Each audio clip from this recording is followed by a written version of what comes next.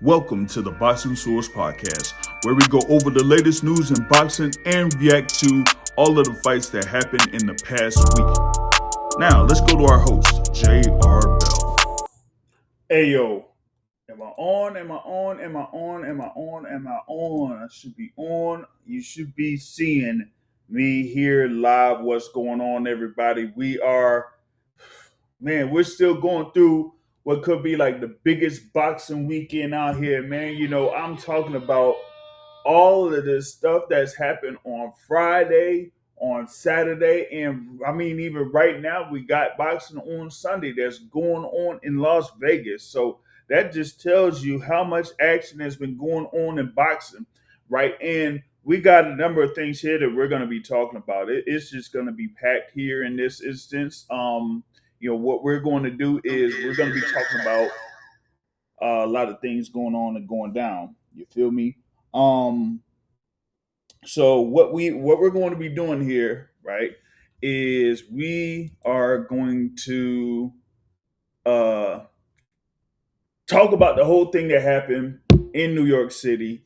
We're also going to be talking about the fights that happened in Puerto Rico. There, of course, you had the unification bout at 154 pounds in Puerto Rico, and you did have a fight over in England where the IBF Super Welterweight title was on the line, and hey, we had an upset, man.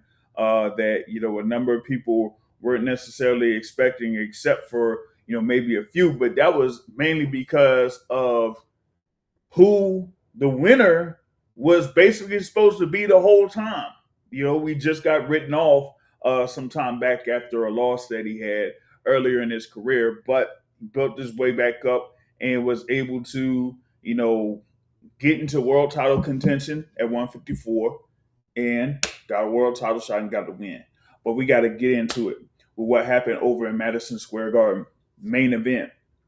You had the WBO and Ring Magazine title on the line at 140 pounds. You had Teofimo Lopez entering the ring there as the WBO and Ring Magazine champion. Had four defenses of at least the WBO title and probably a Ring Magazine title because he did defeat Josh Taylor for those belts, a few years ago, and defended it a few times.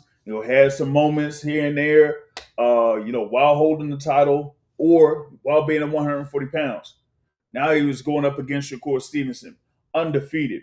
There, of course, had been a world champion at 126, unified champion at 130 pounds, WBC champion at 135 pounds, and this was his first bout at 140 pounds against Teofimo Lopez. Now, going into the fight, I mean, there were some people that like said, "Oh man, this would be a big fight." You got Shakur Stevenson. He's been, considered as a pound for pound fighter. You had Teofimo Lopez that had been considered by some to be a pound for pound fighter, pound for pound top 10. I gotta see if I can reach out to somebody because I want to get their insight on what happened on this fight. Because in previous conversations, when this fight was brought up, they boosted up one particular fighter, right? And they've been doing it for some time now. I want to hear what they got to say in reference to this. So I'm going to see here if they are able to join us here on this particular podcast. But I'm going to have a few panelists here that should be on the way to talk about and react to, these fights that took place. All right. But wanted to get into the whole thing here with this particular fight because, for me, I just felt like it was something that, just being real with y'all, I sense this to be not that much different than Shakur Stevenson's fight against Williams Zepeda. Okay.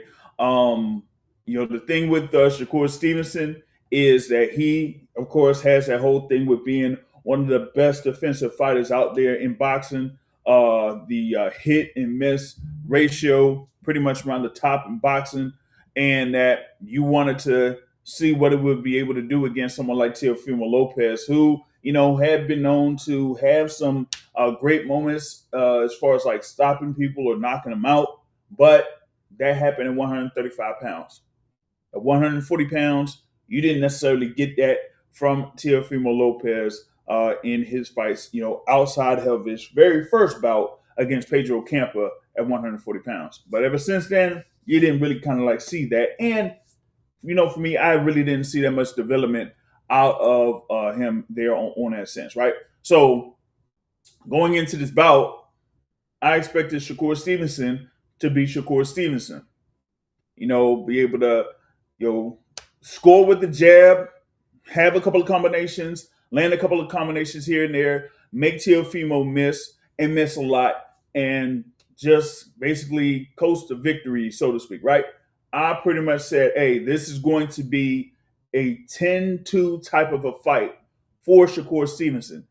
Same thing I said in reference to Shakur Stevenson when he faced William Zepeda. I looked at that and I said, with what William Zepeda does, I didn't feel like he would have something that would really make Shakur Stevenson be out of his element and would get a 10-2. There was a couple of moments that Shakur Stevenson had in that fight against William Zepeda, particularly in the first half of the fight. But then, it got back to, him, being just a Shakur Stevenson that was able to get him all of those world titles, right? And ended up getting a 10-2 decision victory on that. You know what I'm saying? So that's what I was expecting here against Teofimo Lopez. I didn't see anything from Teofimo Lopez in his past fights that had him be a serious threat to Shakur Stevenson. I brought up all of those examples of, at least me attending this fight against Sandor Martin at Madison Square Garden. I brought up the example of him, having his fight against Jermaine Ortiz in Las Vegas. I brought up the fight that he had against Steve Claggett, over in the Miami area.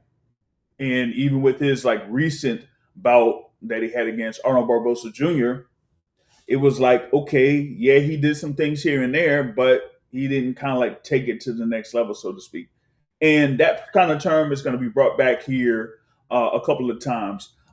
We got, our guest here that's going to be jumping in really early here. We got one of our great guests to be talking about these fights. Shout out to Z Pacino here on the live chat already on YouTube. But, I got my guy, the Boxing Academic, here in the building. What's going on, Boxing Academic? What's up, JR? Yeah, I was just tuning in to hear your synopsis and, whenever you call me in. All right, for sure, man. I'll go more into this thing here with the fight. And, my thing about Shakur Stevenson is that you got to be able to do something that could get him out of his comfort zone, and that you got to be active with your hands. You got to be able to have good enough movement, upstairs as far as your upper body. Move with your lower body if you have to, kind of do foot feints, shift off, to the side and things like that. You can't necessarily be linear against Shakur Stevenson, or else he'll just pick you apart. That's number one. Number two, you have to be very active with your hands. You can't go in there, acting like you would think before you throw. You just got to be able to throw and throw combinations and things like that. You can't get to Shakur Stevenson with a basic one or a basic 1-2. You might have to, switch it up, do a lead right, do a 1-2-3, those type of combinations or whatever it is, in order to get Shakur to be off of his game. Because if he just sees you just doing a basic 1-2, all he can do is just throw that one punch, the right jab, and that could be basically it. And that's what we saw here in this fight. Once Shakur Stevenson threw that right jab and threw it with conventional, it's something to, throw a jab and throw a jab and throw a jab, right? But it's another thing when you could either plant your feet and just throw it with conviction, or just step forward with it and get to your opponent. And that's what you've seen very early in this bout with Shakur Stevenson against Teofimo Lopez. And Teofimo had absolutely no answer for that, for starters. Two, he just goes in there with a basic 1 or a basic 1-2 and nothing following up with that. So Shakur Stevenson's like, oh, okay, you're just going to come in here with a 1-2. All I got to do is do a half step back or just a full step back, and you're going to look like you're reaching, and all I got to do is pop you. Pow, pow, pow. And that's it. And that's all it was. It's it's like one comment that Boxing Academic had in the past that's a classic comment on the podcast, but he was referring to even lower divisions when he made that reference, right? But what we saw here from Shakur Stevenson was basically just him being in his comfort zone. He was, on cruise control. He didn't have to shift gears or nothing like that. I don't know if he wanted to shift gears or anything, but he just didn't even do that and for him, he just didn't have to, right? Because Teofimo Lopez didn't have any answer there. So once, you had the whole thing going on through the 12 rounds, I mean, I predicted a 10-2 fight for Shakur Stevenson and ended up being 11-1 for all three scorecards in favor of Shakur Stevenson to win the WBO and Ring Magazine or lineal titles there at 140 pounds. He stays undefeated, and he, basically embarrasses Teofimo Lopez there on that front. Shout out to VVO Sports TV in the building here, and he says, "Oh my God," he says, "Shout out to the snack program." Oh my man, but yeah, that's what I had initially there for Shakur Stevenson against Teofimo Lopez. There'll be a little bit more as far as like maybe some backstories behind it. What I could potentially see for these fighters afterwards, and things like that. But I wanted to get what Boxing Academic thought about this particular fight and the result there with Shakur Stevenson getting the win. Yeah, so I actually I'm just kind of going off the dome. I didn't get a opportunity to like synthesize it and like think about my thoughts. So this is unfiltered sort of thoughts here. Oh, we freestyling it. That's what we're Freestyle. going to You know, I ain't good at freestyling. I be messing up. I ain't like the Texas rappers where they can like the freestyle. You remember the Freestyle Kings? Yeah. Yeah. I used to love them. But neither here nor there. So obviously it was a great fight for Shakur Stevenson. And it was a fight that showed his pedigree as compared to Teofimo Lopez's pedigree. Mm. It was a fight that showed the difference between someone getting it's a fight that showed the difference between someone having athletic skill and using that athletic skill to get them past most fights in their career and not necessarily having to learn the true fundamental things that also are important to get you past the top fighters. Yeah. Versus the alternative of someone who had the skill as well, and obviously who has used their skill, but has been sort of harnessed in cultivating those skills. And it's not even the crazy thing is that Shakur didn't even do anything extraordinary in a sense. Like it was, dare I say it, basic boxing. And so the simplest sort of thing can be so neutralizing, can be so, over encompassing to a fighter who don't have the answer, who has never seen that before. Not saying that Teofimo hadn't seen it before, because I'm positive he had to have seen it before. But when you have a boxer who's been harnessed in, it's like Batman and Bane. You adapted to the dark. I was born in the dark. Shakur showed him. There goes the reference. That's what I was looking for. Oh, that's what I was. Dang. Well, I didn't know what you was talking about. Nah, but there's some times that you've referred to that Bane reference in the past. So I was like, you know what? I think you might use it this time here. Okay. Yes, I didn't even know that. Well, thank you.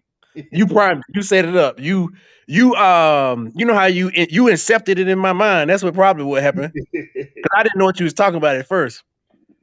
But yeah, so and so I feel like the comments of Teofimo's dad does him a disservice, does Teo a disservice, because you're training Teo.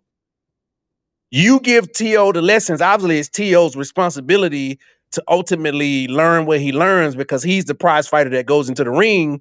But I mean, the dad said he didn't do anything that I told him to do. As far as we saw, and even the announcers as they called it in the ring, he wasn't giving him any X's and O's to overcome the most simple thing that Shakur was doing, which was the jab. Moving over, stepping a little bit, stepping here, taking a quick step back when Teofimo, the only thing Teofimo could do to get in was to lower his hands and then do like a Sean Porter quick step, and then maybe he might throw a punch or something, but he do the little Sean Porter quick step, and his hands are down, and Shakur steps back and clocks him clean, whether a jab, whether right hand, and it was nothing that a competent boxer could not handle. And so the dad saying that you didn't have an answer for it either. Because if you had an answer, you would have told him, while he does this, try that.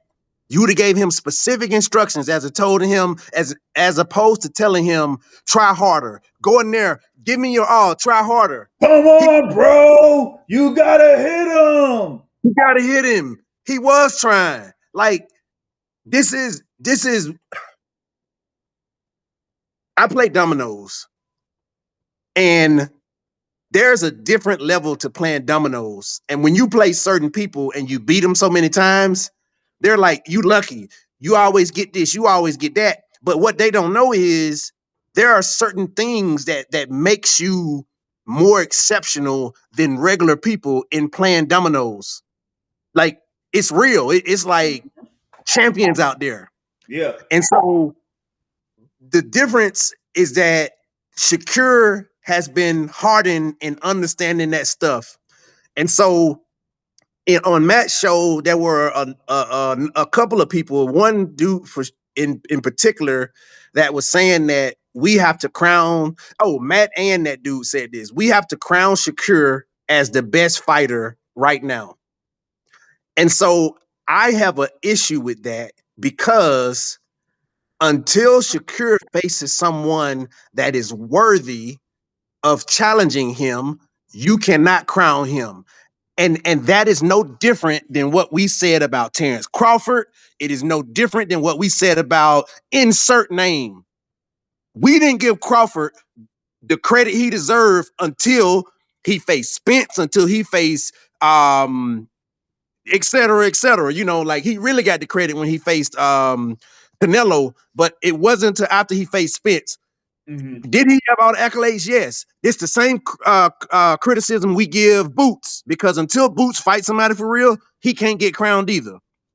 I wanted to quickly run through my scorecards because I want to say something.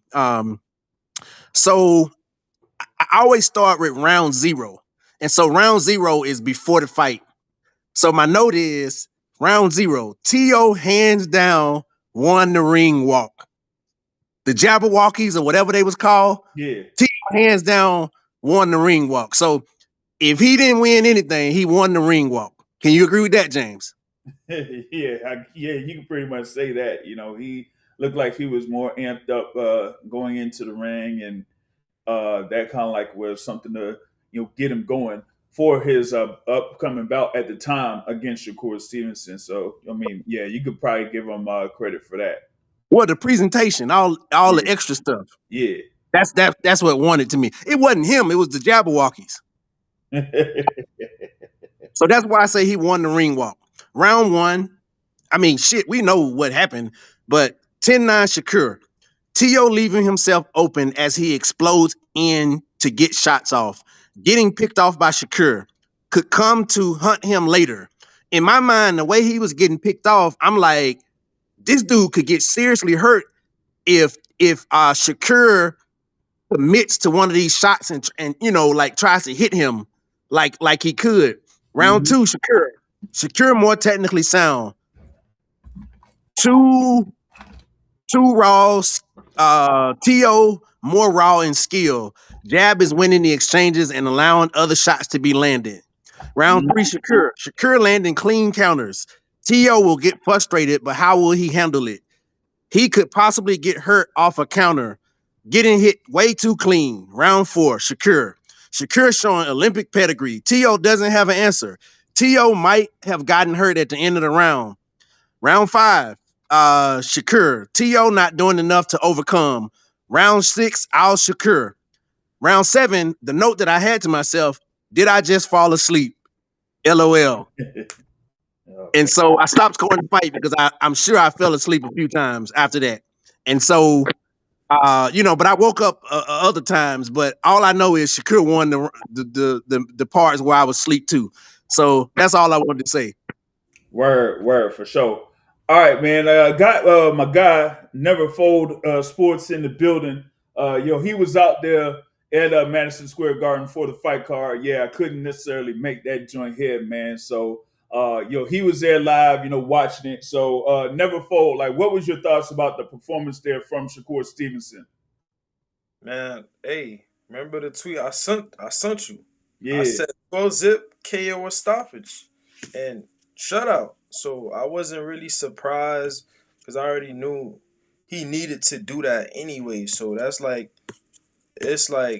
something I already knew was gonna happen. So yeah, so the fight, it was good.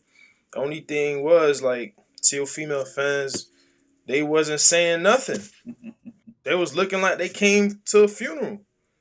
Man, my thing about Teofimo Lopez is, as far as like marketability, I don't really think that he has that type of marketability. No matter what he does or no matter what he tries, he doesn't have the crowd that would kind of like support him on a consistent basis. That's why, like, even in the joint where he fought Sandro Martin in the same venue, he was the headliner. He was the guy that had all the things that was going on with the Lomas and all that type of stuff, right?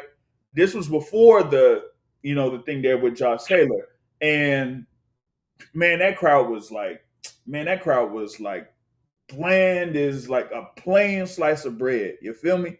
And so I'm like, if you can't really get people to watch you no matter who your opponent is and have like a good, consistent type of a crowd, then you really have to make sure that you win all of your fights as long as you can until you get that big opportunity and that big fight and prove yourself again.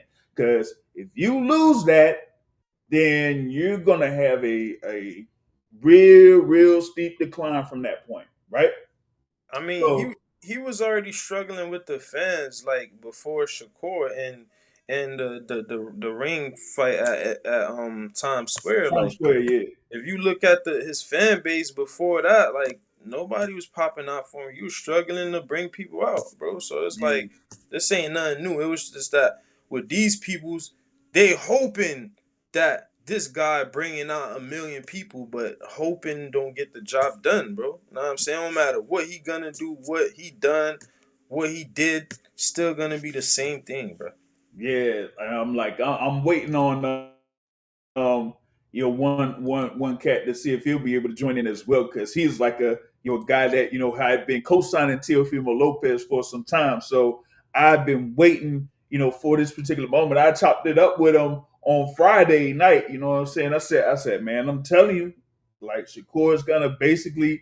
I was saying like 10-2, and it ended up being 11-1 because I knew that Donut Teofimo Lopez, man, he didn't trash. have anything, no elements to where he could really give Shakur issues at any point. So that's why, like, Shakur didn't even go out of first gear and didn't really need to, you know what I'm saying? But I did kind of like make this statement in reference to Shakur Stevenson. As far as like overall, yes, he has some talent. Yes, he's there, viewed as like one of those top guys pound for pound, right? But we also kind of like look at boxing as far as like being a star and a superstar, right?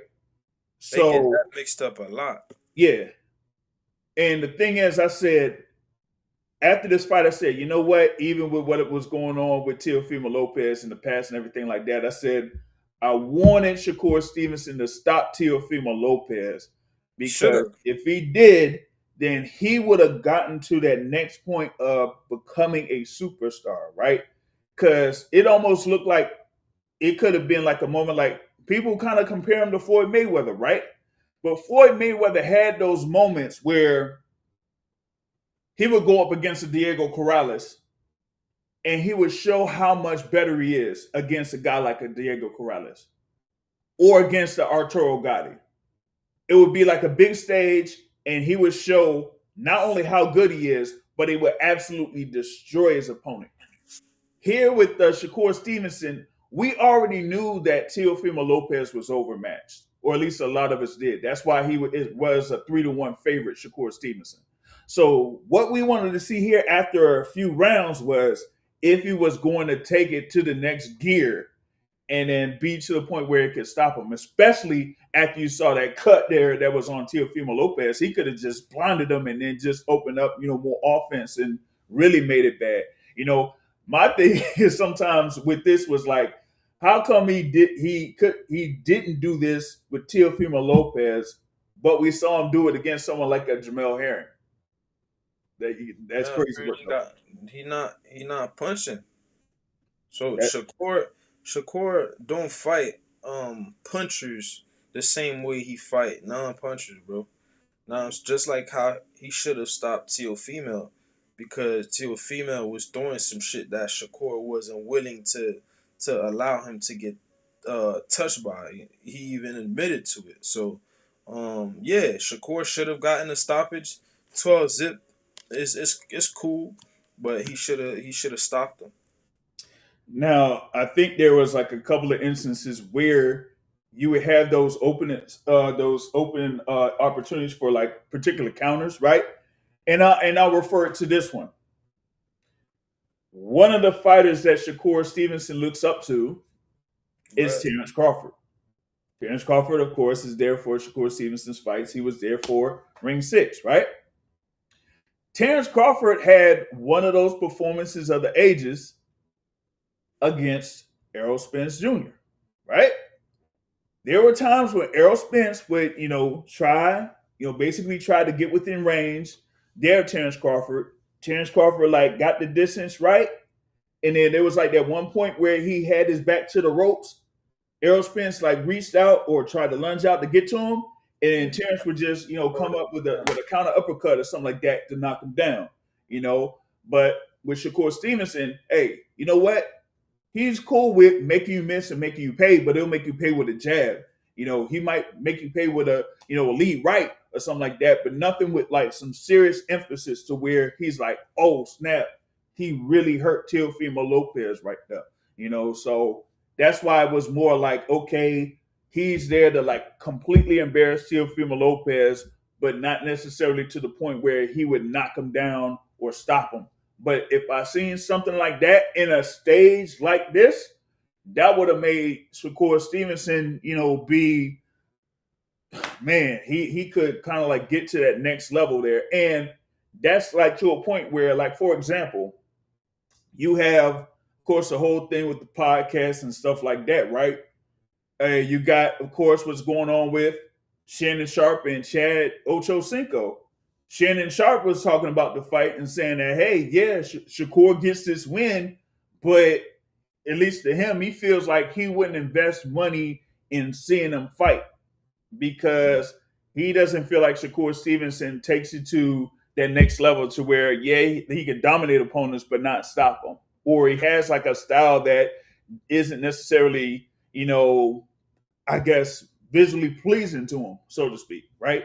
And shout out to Chad Ochocinco. He said, hey, this is the art of hitting and not get hit. And that's what Shakur Stevenson does. But you will have those fans that say, with it being a spectator type sport that, requires action, or they feel like it requires action, that we probably need to see a little bit more from Shakur Stevenson in that sense. So look, you got to peep game. As I said before, Shakur Stevenson waited till Bud Crawford moved up 3 weight divisions to dare to be great for him to want to dare to be great. If Bud Crawford don't move up, he don't move up to 40. He even admitted that, and I was telling people that before that. So in his head, he not even thinking about stopping this guy. If it's not already there, you need to see people do that. You should already be a competitor, bro. You see another guy move up, now you feeling froggy, you want to move up too.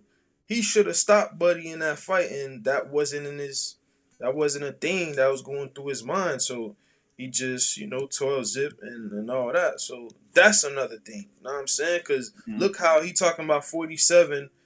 He bringing up rehydration clause, but he was the main guy. Oh, if you doing rehydration clause, you a coward, you this and that. But he asking Devin Haney for rehydration clause, cherry picking Connor Ben. Yo, he a hypocrite, bro.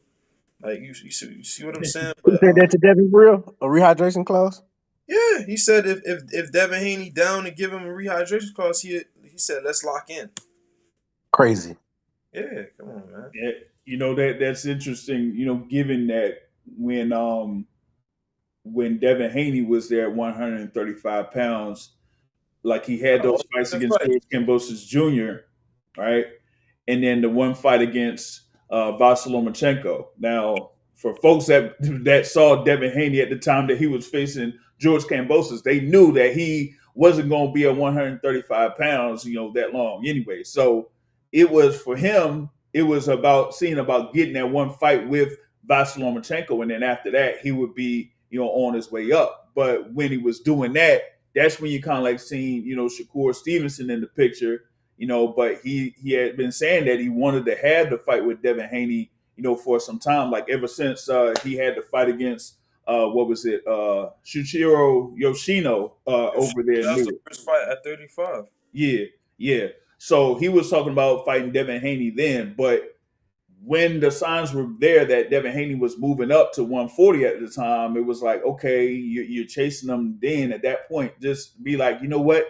Let me just wait it out and then see if I could do my thing at 135. And if he's there at 140, then I'll get him at 140. But Dev had one fight at 140, there against Regis Prograis. And then, of course, he had the whole thing that was going on with, Ryan Garcia. But outside of that, you really didn't see him, do much at 140. So now he's at 147, WBO champ at 147. And now you got Shakur Stevenson after a great performance here against Teofimo Lopez. He has a whole thing going on back and forth with Connor Ben. That's one thing, right? But Nobody else. even before that, right? Even before that, you had the whole thing going on with him and, of course, his, as they say, brother, Keyshawn Davis, right? Where you said, hey, you know what? If I end up getting this win over Teofimo and you win your fight, guess what? I'm going to move back down to 135. So he was already talking like he really wasn't staying for 140 to defend those belts or anything like that. So I I'm feel like that's a major deterrent I'm gonna there. give you a point that I already made about that, right? So Shakur Stevenson want to make easy money at 35. He want to live comfortably at 35. He say he want to be number one pound for pound, right? 35, unless you talking about Tank is not going to fight you, and you've been wasting time anyways. So it's like there's nothing at 35. Know what I'm saying? Um, so he wants to go back to a division that's barely got people there. 40 is literally, in my opinion, the second best division. I got 54 number one, right? So why won't he want to stay at 40 and unify the division and really show that, yo, build a superstar um uh thing, and then actually prove that, yo, he's one of them ones. No, he's not trying to do that. Like a fight I want to see Gary A versus Shakur Stevenson. I think he's scared of him because it's like, bro, 40 is where it's hot at. What fighters been doing back in the days? Wherever it's hot at, that's where they going at. 35 is dead. Move up. He's talking about fighting people that nobody cares for him to fight. Conor Ben and all this stuff is like, Mm. I see what he doing, bro. How you about to be number one pound for pound? Then I'm hearing top five pound for pound for being Teofimo. Teofimo is not pound for pound number one. He lost to Jermaine Ortiz. He was struggling with Steve Claggett. He lost to Sandor Martin. And you beat a guy like that, and you get to be top five pound for pound. He ain't been doing pound for pound stuff, bro. Like, what is this? Come on, bro. See that's one thing though, because for the list that I have, it's almost like you you kind of have them around that 7 or 8 or 9, right? But with either what's going on as far as like the inactivity of some fighters or like guys that maybe you haven't seen in a while, you kind of like put fighters in a position, but it's almost like by default, right? And then, I talk about it here in the opening of the show in reference to Teofimo Lopez. Like in the pound for pound top 16, I got Teofimo Lopez in there, but he's like, within that 11 to 16. But the reason that he's there is for me mainly because he has the wins over Lomachenko and Josh Taylor. That's like 20 That's years, it. man. But And outside of that, that's one hit. He ain't had a hit since. yeah, like, hey, he don't what is it? He don't release like 5 albums, you know what I'm saying? And none of them Yeah, hit bro. the I ain't Billboard gonna top lie. We got 100. we gotta update the system in boxing. Like, if you're not putting up MVP numbers in that year, bro, we not counting back in the days. Like me, I ain't had Canelo in my pound for pound since Caleb Plant. Who we been fighting since? We giving people MVPs the recent year for what they did 20 years ago. No, bro. Other sports it don't work like that, bro. LeBron ain't MVP this year. Nah, he ain't putting up MVP numbers, so why should he be MVP in boxing? We putting people on pound for pound that ain't been doing pound for pound stuff as recent, bro. We ain't worrying about 2023. Yeah, I mean, So what yeah, would you call them if they're former MVP pound for pound, but they're not putting the numbers up? Nah, Like they not pound for pound at the moment, but they pound for pound fighters. They just not on the list currently because they haven't been putting up the numbers to be on a current pound for pound list. I mean, I agree with you. I agree. Yeah, elite fighters that's just not on a pound for pound list. Like at any given time, yo, you and then nowadays you don't even have to climb up the ladder no more to prove yourself. If you got a name, look at Rolly. Two divisions he been in, they gifted him a belt. And then you got Asta Ryan Quitsia that done lost a fight. Now he get to go for a belt another world at title fight 47. Like, come on, bro. right after having something that was eventually going to be for a world title there against Rolly Romero. You feel me? I got And a question, Jr. yo, go ahead. Did you just say Oscar Ryan Garcia? Just like Teofimo. But yeah, so yeah, the thing with the pound for pound list, right, is that you gotta be able to say, you know what, this guy may be on the list, but we ain't seen him in like 6 to 7 months. Or we know that he ain't gonna be fighting for like another 8 or 9 months. So how could you keep him at the same spot if you know that he hasn't fought or he ain't gonna be fighting for any time soon or nothing like that. So that's got to be one factor in the pound for pound list. And I think that some may give credit to fighters even though they ain't been active. Regardless of the opponent that they have, they ain't really been active either. So it's something there where like pound for pound lists can be like subjective and anything like that. But at the same time, like you gotta see if they're gonna be able to, you know, get credit for the wins that they have. Now, that's why I kind of like say there with Shakur Stevenson, he could be up there, but as I said, it could be by default because of all the people that would be around that list and say, hey, you know what? This guy isn't active. This guy don't have really a fight soon. This guy's fighting. Man, I don't know who this dude is. You feel me? Remember, So that's the thing about remember when before Devin Haney fought Loma, they took Loma off the pound for pound list. Remember that? it. Boxing, corruptions.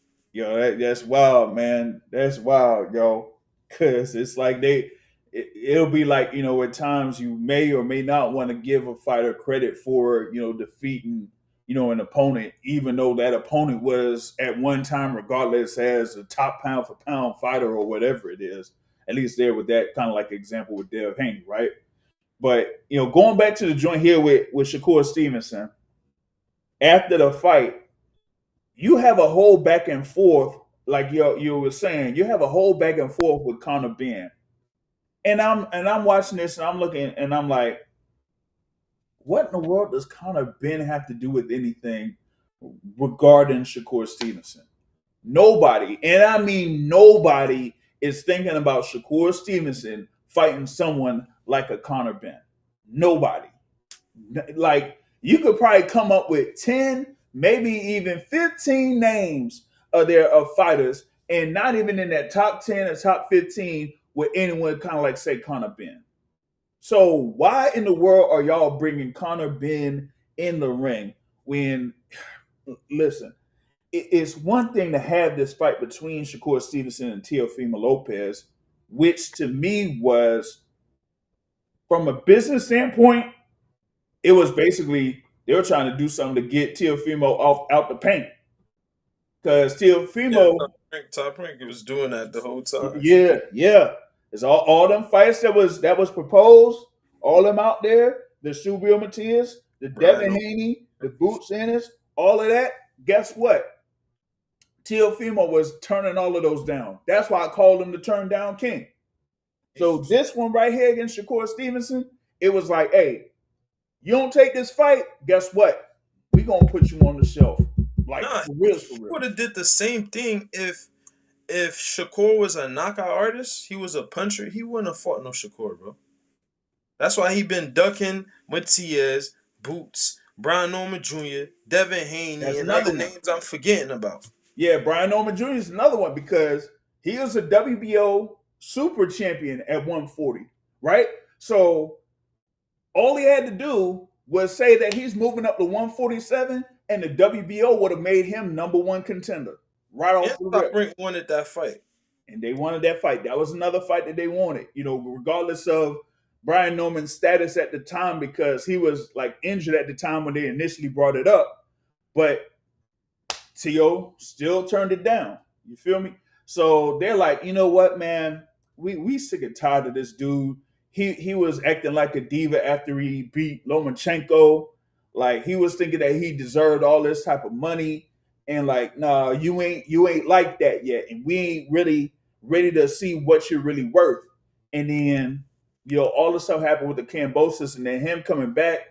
And they just said, like, yo, you don't really bring the numbers like that. So you demanding all of this money, you ain't really bringing them numbers. So if you want to see if you can bring them numbers, go ahead and fight these guys and prove yourself. And if you prove yourself, then yeah, you could probably get those numbers. But outside of that, nah. You know what I'm saying? Yeah, go ahead. Prime example. So, as you can clearly see, his fans are not mad. You know why? Because they did not put no money up. When you ask Teofimo fans, where's the betting slip? Are you betting on him? Nah, I'm not a betting man. What? Like, if you guys was that confident in him, you guys would have bet money, and that's the same thing with Top Rank. Like, if his fan base was pulling up and showing out and spending money, yo, they would, if it makes money, it makes sense. They'll let a bunch of stuff, let them get away with a bunch of stuff. So that's that, bro. Man, yeah, and that's insane because it makes you remember the time that I actually bet on Teofimo Lopez.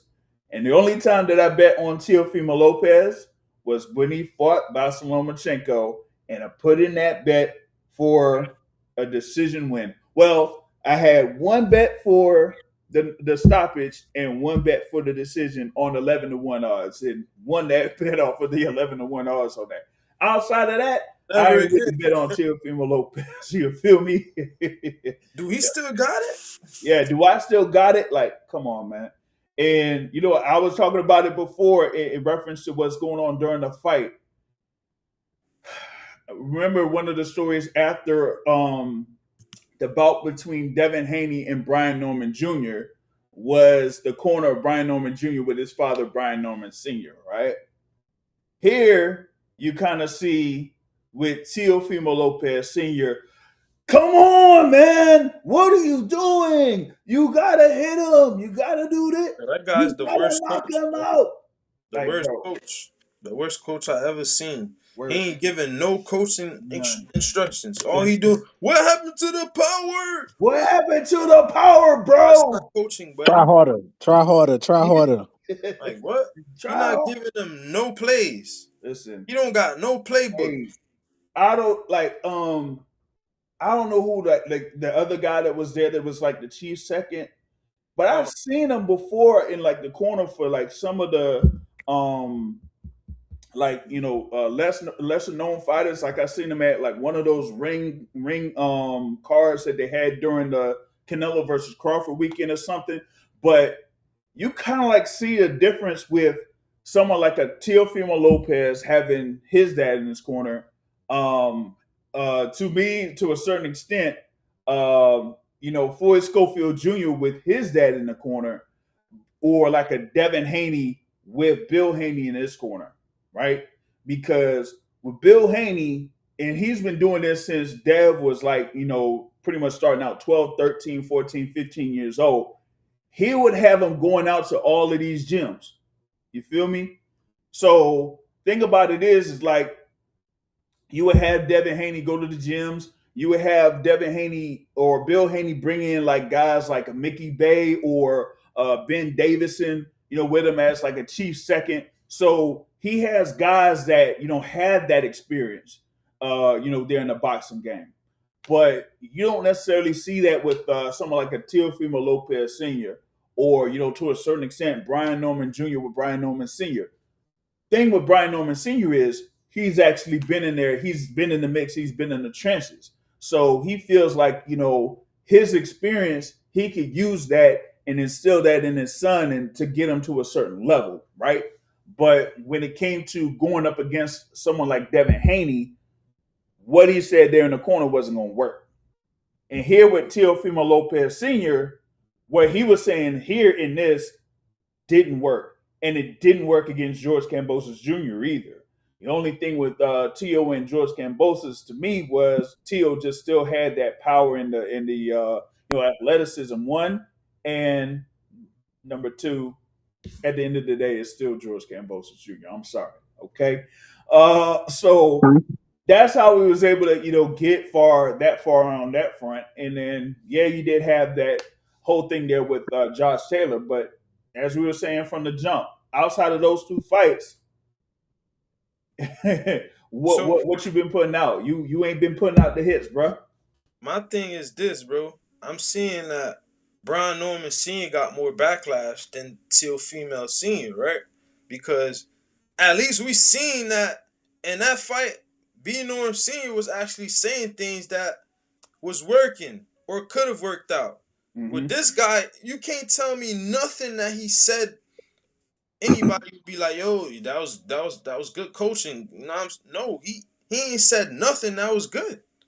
So And I'm so just questioning why he's not getting a backlash. That he's literally the worst coach in boxing, bro. the reason why I don't think he's getting the backlash, well, I don't know. The reason why he may not be getting the backlash is because what we see as his instructions from the corner tells us exactly what they go over when they're training and stuff. Meaning that like he just they probably aren't going over things that you can practice like in depth or situational stuff like these intricate things that make exceptional fighters exceptional.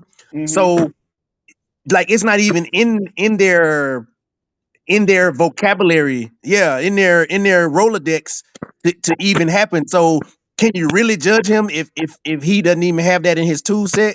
I mean, at that point, he's just a scammer. He's just collecting checks. Word. He's a dad. That's what he is. At the end of the day, you had, like I said, I mean, you got a lot of those instances. Currently, I've named a lot of examples. Currently, in the past, you had there with Sean Porter and Kenny Porter. Shane Mosley and Jack Mosley. Roy Jones and his father. So we've had a lot of these instances where you do have your father right there as a trainer, but will it work out like 100% of the time? Maybe, depending on who you with. You know what I'm saying? But when it doesn't work out, then what happens. You feel me? So I think if Teofimo Lopez wants to like really continue like his career, on one end, he might have to make a decision like how Brian Norman Jr. made his decision. You know what I mean? But at the same time, I don't know what they're gonna do with Teofimo Lopez because, as I was mentioned before, they try to get him out the paint and get the fighter that would get him out the paint. So this might be that guy. I don't know, man. I don't know. And let's say Teofimo gets another trainer. Can he change at this point? Or is he who he is at this point? Like holistically, he might change a little bit, but So go ahead. no, I just said that one. It's over with. Oh, Mm. I don't think people can add a lot to him that's gonna change what he does when pressure sort of comes on. Because he's already learned it over the years. And we And saw that with Deontay Wilder, who's already learned something or unlearned, whatever you want to say. Then when pressure sort of hit, they I go mean, back unfortunately, it is what it is. Yeah, yeah. I'm not sure like what you could add to Teofimo's game that could maybe change him. Outside of maybe just having him have a consistent jab. That to me is like one of the things that stands out. Have a consistent jab. At least throw something. Like don't either try to foot feint or try to do a shimmy shake and then try to throw hooks once you get within range or something like that. Nah, like at least do a jab and like give your opponent some different looks and stuff like that. Like I don't really see that there from Teofimo Lopez, and it doesn't seem like from a development standpoint that he could do that because this is a Teofimo Lopez has been in the boxing game for many years. He's been around those guys, the Ryan Garcias, the Shakur Stevensons, the Tank Davises, all of those guys. Like he mentioned, like that he was the so-called stepchild of sorts because he didn't necessarily make it to the level of those guys there in the amateur ranks. So for him, at least I guess up to this particular point, maybe he was maybe an overachiever. Maybe you could say he was an overachiever, one hit getting those wonder. wins that he did. One hit wonder. Yeah, yeah, it could be Well, a that. couple hits, right? He won a couple fights, right? Yeah, so If someone consistently worked with him on the jab and he committed to it, he would become a much better fighter. Against tomato cans. maybe Yeah, maybe that could be what it takes. Have a few fights against those guys to have him be comfortable. Put utilizing that as part of his offensive repertoire because like you can't you can't do that like learning on the job against a high caliber fighter because I did kind of like mention a potential fight for Teofimo Lopez, but it Food would be a Sanders, man. grudge match in a sense against Keyshawn Davis since Keyshawn had been wanting that fight for a good while, and of course a whole little altercation that they had at the top About ranked that. him, right? He's scared of Keyshawn, bro. That's the thing. Keyshawn He knocked his father out. He ain't never got back.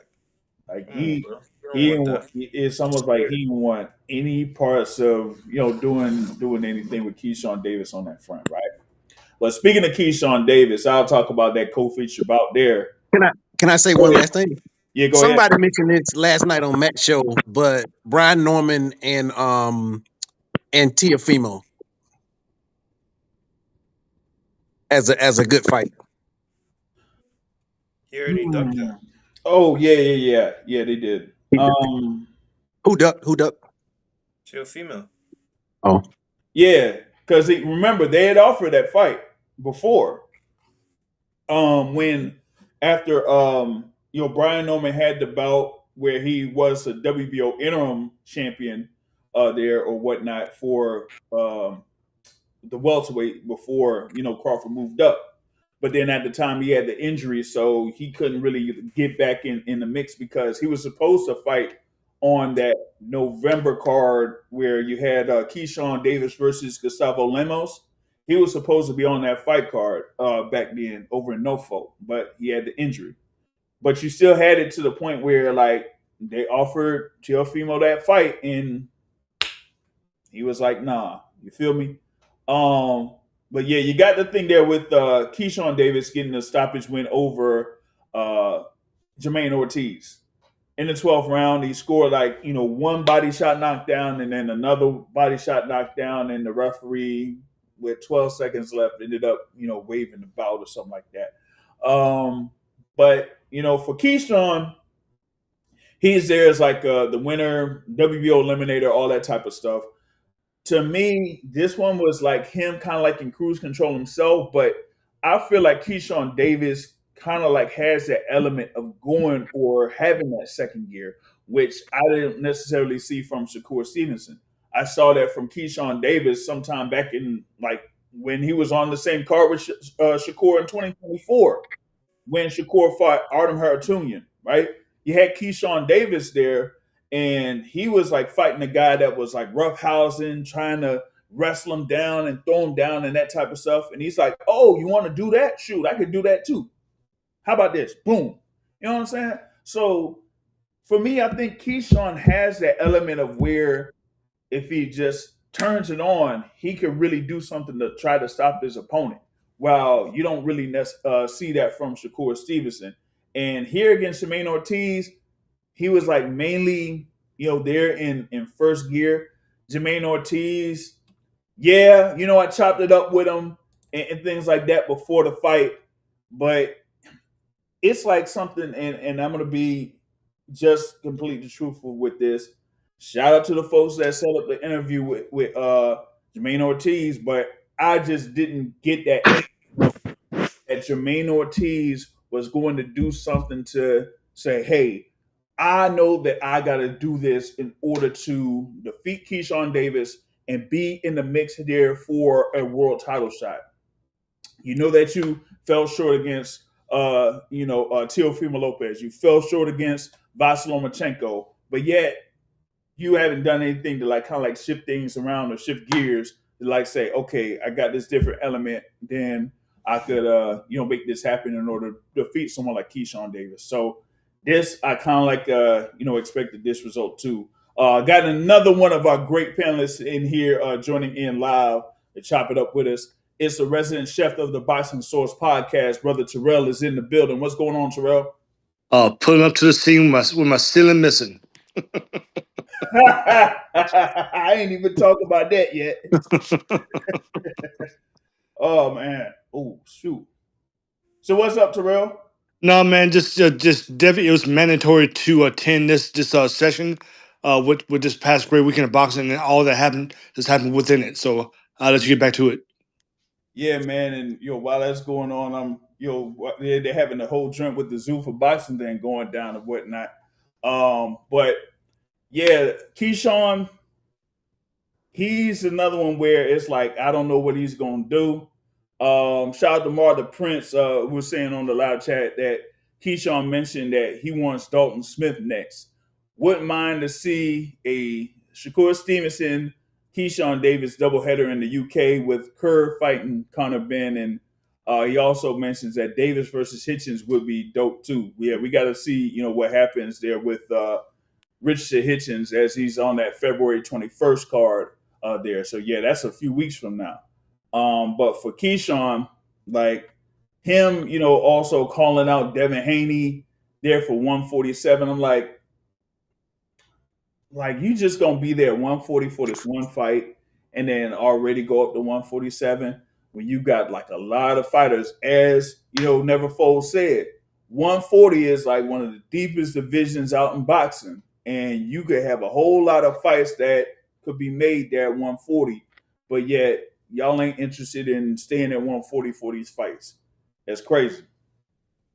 Well, I would say that he does have the frame to go to 147. We know that, right? And definitely the damn confidence to match that too. That is one cocky dude. Pause like that. You see what I'm saying? But Yeah. I mean, he did great with against Ortiz like that. He's aggressive from start to finish. He had, and once again, we talked about him a while back with his motor, his drive, his determination. His skill set is pretty impeccable. I really don't see even no weaknesses in this game even at this point with 14 fights in like that. So I'm still a bit hesitant to say the sky's the limit. I'm not going to give him that yet. but he's definitely on his way. I do commend him for calling out Devin Haney. I do. And like you just said, there's plenty of fights he can get to at 140, right? But 140. Remember, at what a few years ago, 140 wasn't shit. Yeah, Josh Taylor. Yeah, Josh Taylor. Jose Carlos Ramirez. Yep. You had the thing there with Regis Prograis. You remember those were like the 3 top guys that came out through that World Boxing Super Series joint. You know. Yeah. And yeah, Boxing Academic. You know, Boxing Academic knows about that that particular era. You know what I mean? So yeah, but so there's plenty of fights. He can be exciting fights to be made, but why not call out someone who's one of the top money getters right now? Why? And nothing wrong with that. Nothing wrong with that. So I don't know. We'll see. We'll see. Yeah, word for sure. Neverfold, what did you think about Keyshawn Davis in his fight there against Jermaine Ortiz and what he could potentially do next? Man, both the main event, Shakur, and the co-main, Keyshawn, what they did is what I picked them to do. That's what they should have done. But for the co-main, Keyshawn and Ortiz ain't come to win. We know that. You just said it, and I knew it, and I said it. It's like this guy done already. They robbed him versus Teofimo. He won that fight for me. And now you got another chance at find somebody uh that they say is better than you. And bro, Buddy ain't even come out to win. Look at the 12 seconds that was left.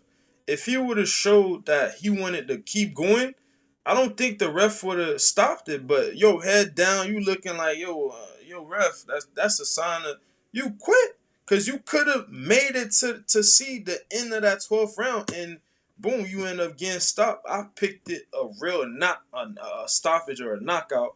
It wasn't a real deal knockout. Know what I'm saying? He just quit. So Buddy is like, after this, people ain't he barely had people believing in him, and he just did that. It's like, where he go at next, I don't know. It's like he can't get over the hump. He, in his mind, his heart, he don't want to go above and beyond, and he the type of guy. If we talking about skills, it's not we questioning skills. It's like, bro, you gotta be fiending to win, and he's not one of them type of guys that's trying to go out on the shield trying to earn a win. So Jermaine Ortiz, man, like he got, I don't know what he gonna do, bro. But Keyshawn did what he should have done. You know what I'm saying? And yeah, he just need to stop doing a little clout chasing move, because it's like, if you calling out Devin Haney, are you moving up to 47 or are you staying at 40, bro? Just like the same stuff with Shakur. He's saying he going down to 35, but he calling out Conor Ben. Like, you know what I'm saying? I don't know what they got going on, bro. But yeah, they did what they should have done. Yeah, I mean, it was something where, Keyshawn was highly favored in this matchup. With Jermaine Ortiz, I was like saying, like, before the fight, like, you had the opportunity there against Vasilomachenko. You had the opportunity there against Teofimo Lopez. We know, like, in the business of boxing, you got to be aligned with, the right guys or the right promoters. He's out there with Box Lab Promotions, Amari Piedra. That's, kind of like he has the majority of his fights there in the Caribe Real over in Orlando, Florida. And, has like another promoter that was basically with him since he, started his career. But he's not, part of the Matchroom. He's not, part of the thing there with the Golden Boy Promotions or, anything like that, or like a TGB Promotions. So it's like you basically have like this one opportunity. And if you don't take advantage of this opportunity, you're going to have to go through the same thing that you did after you had the loss to Teofimo Lopez. Have like 2 or 3 wins before you could get in a position to eliminate a bout. So if you know that that's there right in front of you, you really got to sell yourself out in this bout, because you're not going to be sure if you're going to have this opportunity ever again in your career. And in this instance, it's like he basically just was there to be there almost, and I didn't like that. But like I was saying, it's just sometimes with the energy level that you see from fighters, it's like And he ain't If got you no. get if you say like for Then he example, came out, then if he you came out with there a belt. if you there and you want to get to a certain point where, like, say for example, you want to take care of your family and everything like that, and you got what you need in order to take care of your family, yeah, that's cool. That's one thing. But you as a competitor in a sport where you're putting your life on the line every time you step in the ring, you can't really, you can't really half-ass it.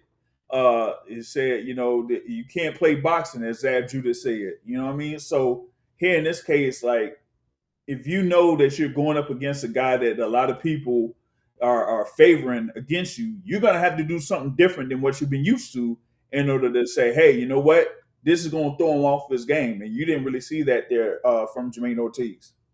He did not come to win. Yeah, that's the thing on that, man. That's the thing on that. All right. When I move forward here, I wanted to talk about the joint here with Bruce Carrington and Carlos You Castro. ask my opinion, sir? We gotta get, but before we get that, we gotta get the thoughts of the academic on this fight here with Keyshawn Davis and Jermaine Ortiz, because we gotta get what the academic thinks about this one. And so the interesting thing is that I'm probably gonna have some unpopular opinions, uncommon opinions. I'll say that. Okay. Uh, I will agree with what everyone is saying. How you respond in the end game will ultimately shape how people view your entire sort of effort and everything else. Like how you respond when it's game time Mm-hmm. will tell us about the man. Mm-hmm. However, when I was judging this fight, I'm gonna say I need to go and watch it again. But when I was judging this fight, there were rounds that I'm like, uh, who won this round?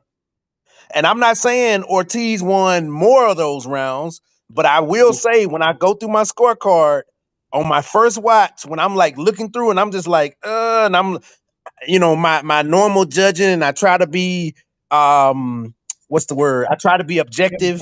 Objective and impartial. Yes. But And also, so, also not to interrupt you, did you pay attention to Jermaine Ortiz not landing? He was throwing, but he wasn't landing like that. Like Keyshawn was catching him, pulling back and trying to counter all that too. I mean, I saw what I saw. I mean, it was late at night, so I will go and watch it again. But I'm gonna walk through my scorecard and just tell you my first initial reaction. I need to go and watch it again. This ain't like my fit. Well, it's sort of official. It's like semi-official. So Mm. round one, I called it a 10-10 round, but I was leaning toward Keyshawn.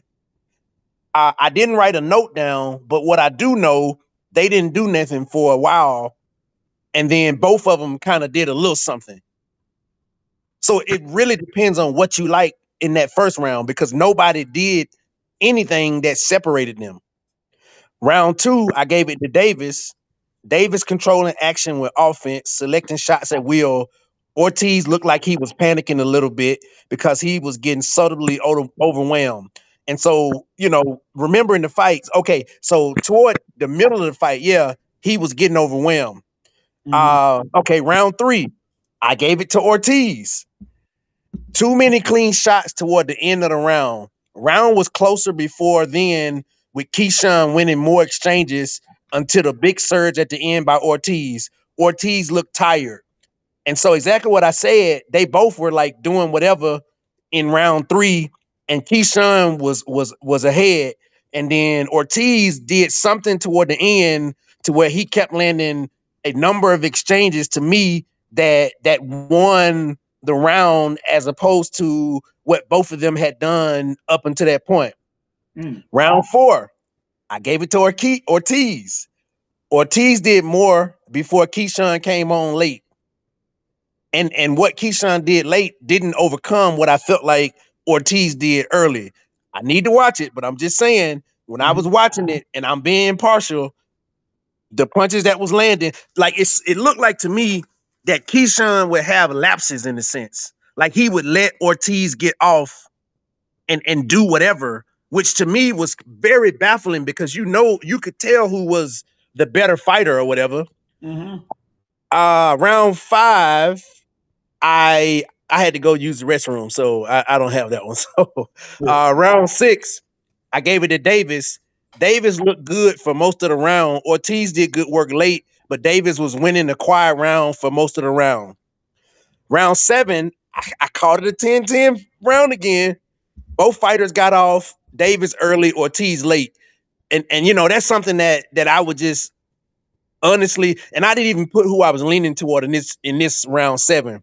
Round 8, I gave it to Davis, competitive but leaning toward Keyshawn. Round 9, I gave it to Ortiz.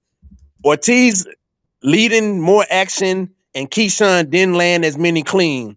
Round 9, I gave it to Davis. Davis had better clean shots. Round 11, it was a knockdown, body shot knockdown, and control for Davis with high damage to Ortiz's left eye. Round 12, ref TKO stoppage after body shot. And so what my guy said, had he dug in and not sort of just allowed the wave to sweep him off to the abyss, we don't know what the judges would have scored this fight.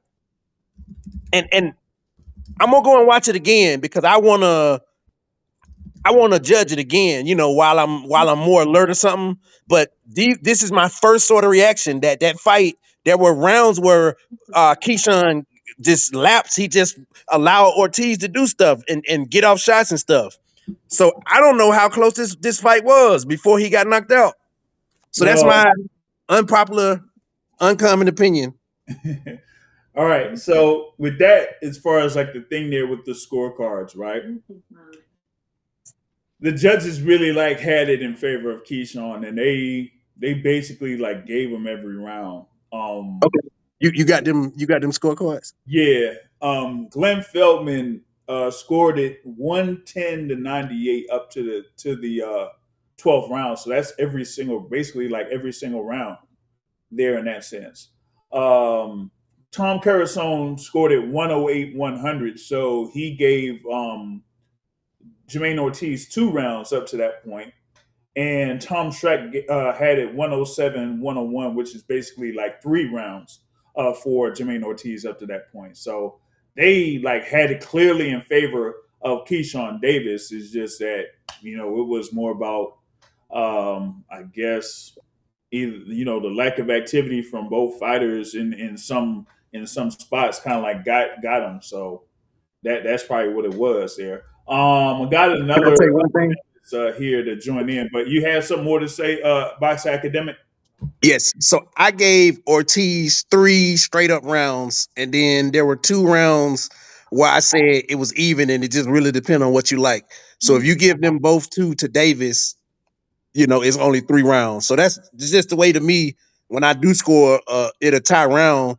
That shit, it could really go to whatever you like. So this is in line with that third judge that you said. So, you know, I know people you know, hear that and try to like discredit you, but you know, it is what it is.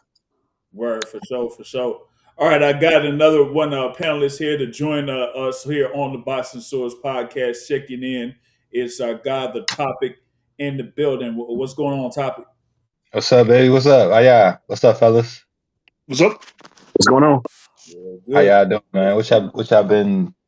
What did I miss? Where y'all at so far? Well, I mean, we did talk about the main event, and we're just here with that co-feature of Keyshawn versus Jermaine Ortiz here, you know, so far. So that's what we kind of like talked about here within like what is this over an hour here so far, man. So I mean, we could like start with the joint with Keyshawn and Jermaine Ortiz, and then you know, we'll get your thoughts about the main event here after that. Oh well, man. Keyshawn, he back. You know what I'm saying? Like he never left. He's one of those guys. Like that because Ortiz is a solid guy, reputable name. He had fought Tio Loma, gave solid performances against those guys. He tried to hang around, but Keyshawn is just something in his head is just like he's a born fighter. Keyshawn is a born fighter. Like you can see him in there fighting, and you could just see it's like he's a level above this guy. You know what I'm saying? He's just too strong. Like his punches were sharp. His speed was on. Ortiz's game, so he's not just gonna fold from Keyshawn, but Keyshawn's definitely looking like the cream of the crop. Great performance from him. He promised to stop it. Came down to the very wire, but he got it. He looking like the real deal, man. Great performance. I give him a A. Hey, I really can't critique him too much. Of course, it's a fight. You're gonna get touched with hit certain punches, but if you get repeatedly touched with the same punch, we're not learning. If you get hit, of course, anybody can say, "All right, I'm gonna just close my eyes and swing." You know what I'm saying? So of course you're gonna get hit with certain punches. You're gonna get touched because you're in a fight. But like I say, overall, he looked good, man. He looked real good. Now, you don't think that Jermaine Ortiz like had instances where he looked like he knew he was overmatched, but didn't try to do things to get himself in the fight, and then at the end there, within the two knockdowns, that he kind of like checked himself out? I think he did what he could. That's why I say Keyshawn was a level above where Ortiz is doing what he can, but Keyshawn, like I'm gonna say this too. I think with Keyshawn and Shakur's performance, right? You got to think these guys had most teams go through camps by themselves. You know what I'm saying? Most fighters go through camps like with just their stable, but their stable happens to be a powerhouse. That's like Morgan State playing like Duke. You know what I'm saying? Like the powerhouse. You got Andre Ward as a resource. You got Bud Crawford as a resource. You got Shakur, and Shakur got Keyshawn, and you got different guys where you can just bounce different perspectives and different things to look for and different preparations and different trainings where it's like if those two spar each other, Keyshawn and Shakur, that's great work. If Bud get in there and move around a couple rounds with either one of them, that's great. These guys are going to learn. You know what I'm saying? These guys are going to be a little bit ahead of the curve or a little bit more sharper because of the talent that they're around. You know what I mean? So like I say, Keyshawn was on. Ortiz did what he could. I still think Ortiz is he's like a see where your guy's at kind of fighter. You know what I'm saying? Ortiz is he's decent. He's a cream of the crop guy. Is he a champion? I don't see champion. But will he give your guy, your contender, you know what I'm saying, a great fight? Yeah, he will. So like I say, Yo, fam, not to disrupt you. When you say he did what he could, did he try to win that fight? I mean, I don't think he really. I think. You go ahead and say it. I think Keyshawn discouraged him though. That's what I'm saying. He did what he could. Keyshawn kind of like. That's like your mom like popping you. You know what I'm saying? Like you gonna try to reach for the cookie jar, but she pop you a couple times. You're like, all right, she's serious. As I say, Keyshawn's power, Keyshawn with his timing. Keyshawn got his rhythm early. You know what I'm saying? And when you got a high caliber fighter like that, once they get in rhythm, usually take about 2 to 3 rounds, depending on who you fighting. But the quicker an elite guy gets their rhythm, they see all the punches. It's like you almost in slow-mo to them. That's when a fighter gets their rhythm. It's like you in slow-mo, where no matter what you think you're going to do, for example, like with Teo, you know what I'm saying? Shakur got his rhythm early where nothing that Teo could really do could get to him because he just see it before it happens. And it's the same thing where Jermaine Ortiz, you know what I'm saying? And they probably freaking broke that fight down, Teo fight and Ortiz. When Teo and Ortiz fought, they probably sat down and broke that fight down. So, you know what I mean? Hey, look, so we know it's different ways to skin a cat, right? So Right. if there's different solutions to different problems, right? So Ortiz did not show any of that. Boxing Source already said this. Bro, he already showed that before. This was his last chance, bro. So we can't be giving Buddy passes when he done that before. Know what I'm saying? Right, that's why I said Keyshawn neutralized him. That's more so what I was saying. That he did what he could. That was my point. He did what he could do, You know what I'm saying? With to the best of So his ability. if you don't pull up to a fight trying to win, you did not do what you could. Trying to win is actually going out there doing what you could to win, because you come in to win. All that energy he showed pre-fight, where was that at in that fight? Like the Mike Tyson said, everybody got a plan till they get punched in the face. You know what I'm saying? That's why I say he did what he could until he started getting touched. Everybody coming to the fight saying what they gonna do this and that. There's a lot of guys back in the day that probably thought they could. I'm gonna do this to Mike Tyson when I see him until they get touched, and then it's like, okay, what were you saying? You know what I'm saying? It's different once you in there. Once that heat get, it's cool to look from the outside, but once you in there in that kitchen and the sparks start flying, and nobody can't save you. Nobody can save you. So it's different when you in there. That can deter you. You get hit with a hard shot. You like, all right, I don't want to get that's too hard. I don't want to get touched with that no more. So that might make you change your game plan up. If you get hit with a hard body shot, that could change your whole game plan up. So that's what I said. He did what he could, but Keyshawn neutralized him. You know what I'm saying? Keyshawn was a little too much for him. He was a little sharper, a little faster. He has some power on his punches that may have made, I'm assuming, Ortiz change his game plan. What you got, Source? Man, now I was going to bring up, what I said before in reference to Jermaine Ortiz in this situation. When you have your fight against, Teofimo Lopez, and they had the whole thing with the decision, of course, controversial decision for some and things like that, right? And you're in a situation where you're not under a top rank. You're not under a Golden Boy Promotions. You're not under a TGB Promotions. You're not under a Matchroom Boxing or Queensbury, like those major guys, right? So you're in an instance where you could get fights, but they're not going to be in instances where like a lot of people would be able to watch them or something like that. I'm talking about this before we got what we got recently here with the whole Zuffa and all that type of stuff, right? So for Jermaine Ortiz, he had to build his way back up in the contender ranks to get to at least this position to fight a Keyshawn Davis. When he defeated Yomar Alamo over there in Orlando, the fights that we was at there in Orlando, right? That was like something to kind of like get him up the rankings within the WBA at the time.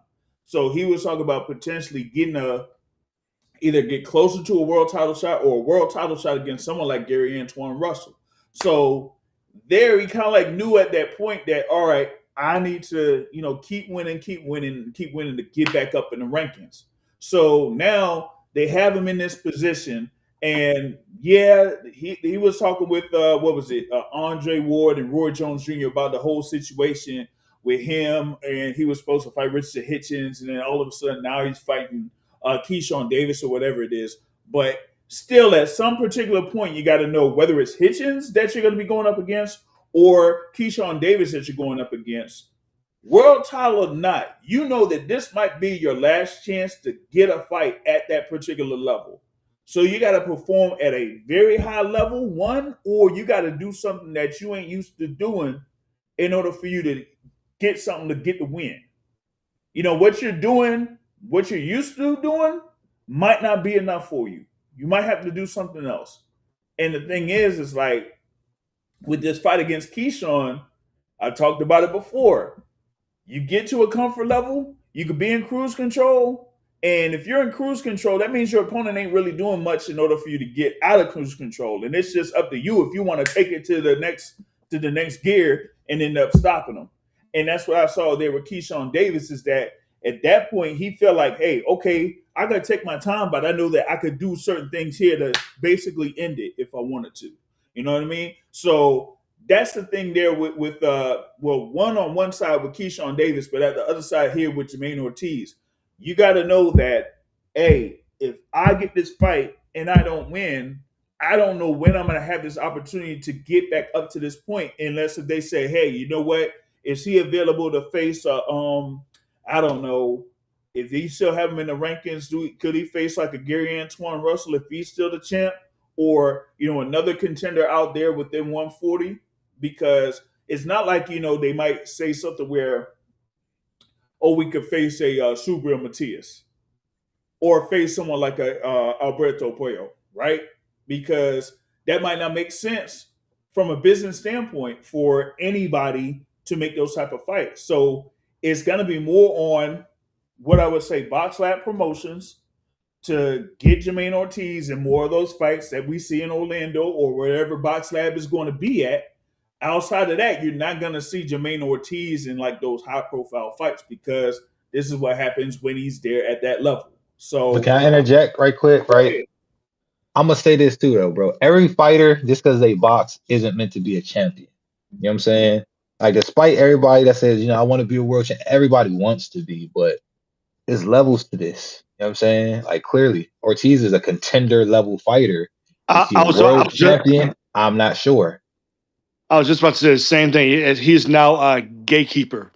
He's Which is what a solid name. topic was hitting at in his last joint that he was talking about.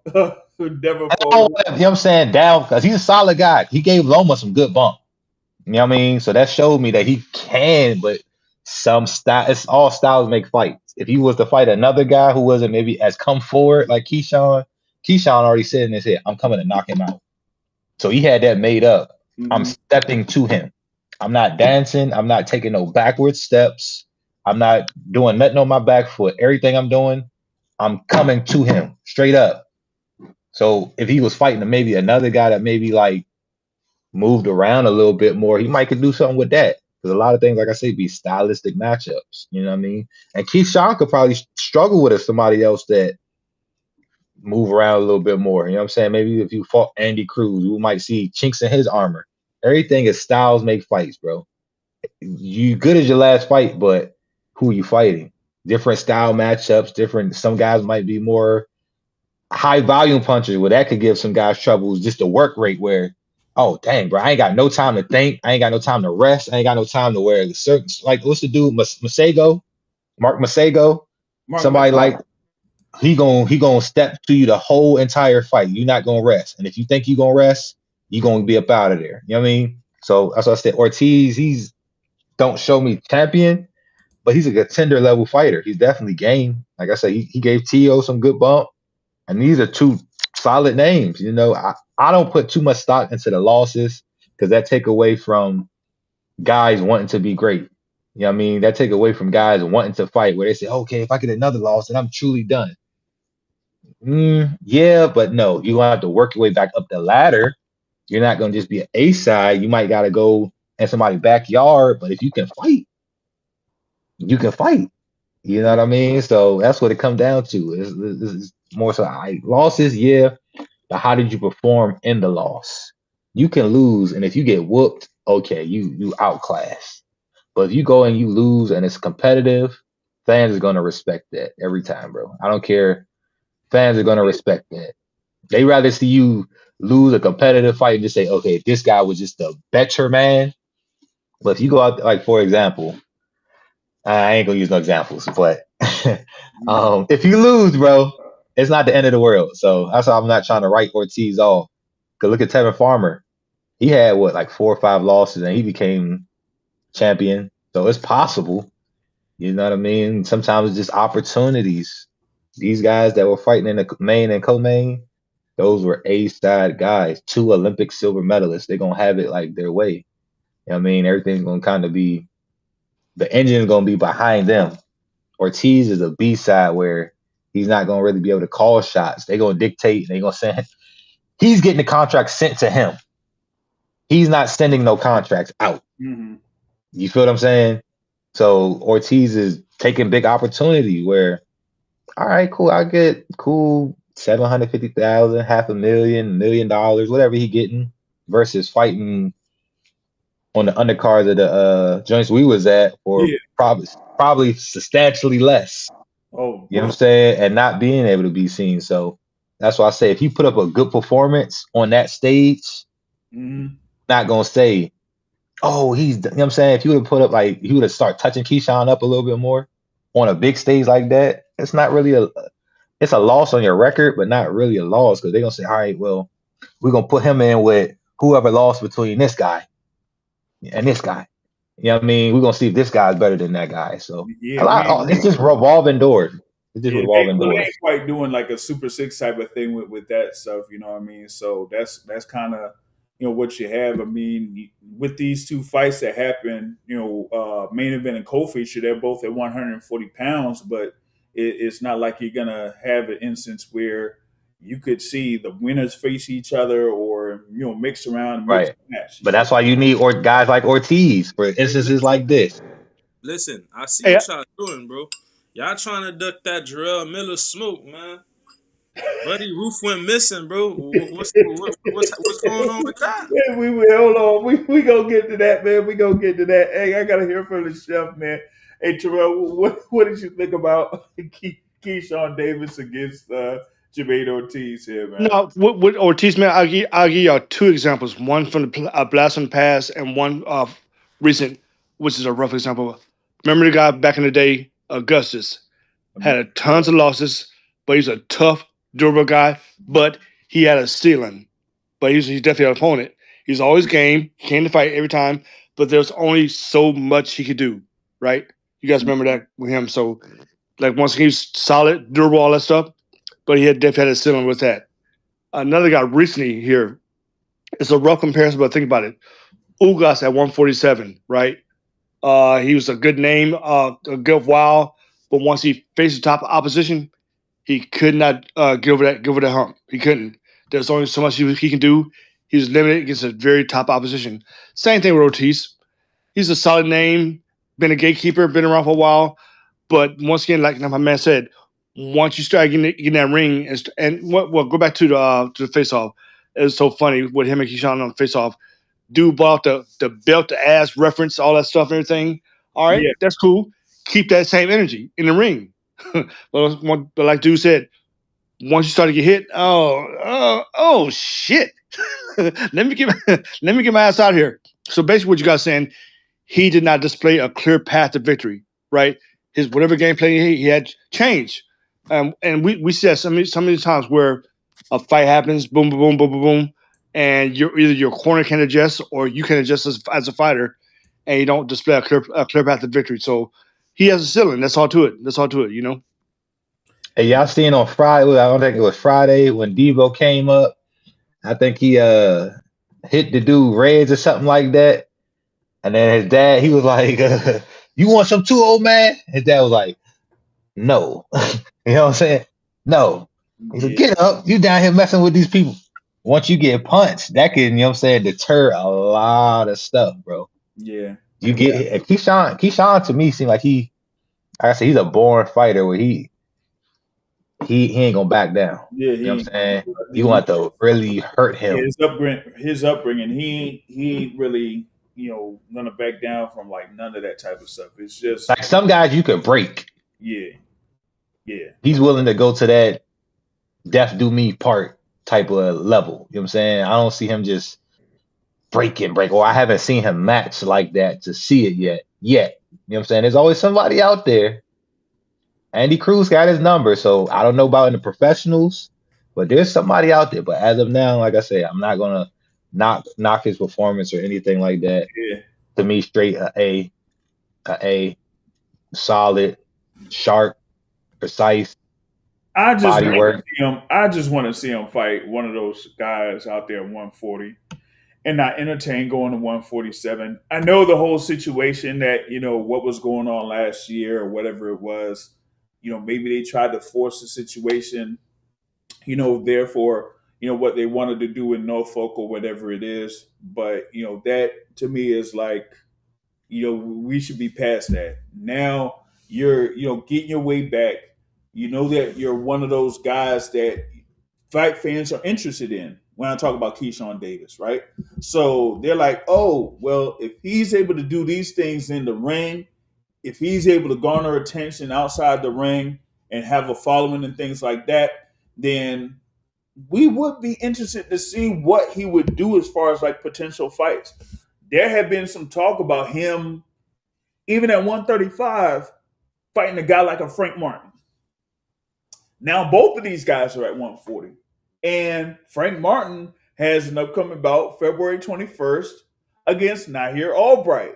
That's a who good card. That's a good card. gave Keyshawn a little bit of issues out there in Texas, and then ended up getting a win over Kelvin Davis over in Norfolk. And we all know what happened after that particular fight, you know. So I would want to see first what happens with Frank Martin and with Nahir Albright. And I say, you know what, with either one of those guys, the winner, if Keyshawn ain't really entertaining that whole thing at 147, I say they should go ahead and match that up because I'm not sure if Sayla was involved in this particular card, but they're kind of like, you know, in correlation to Ring and all that stuff with Turkey Al Sheikh.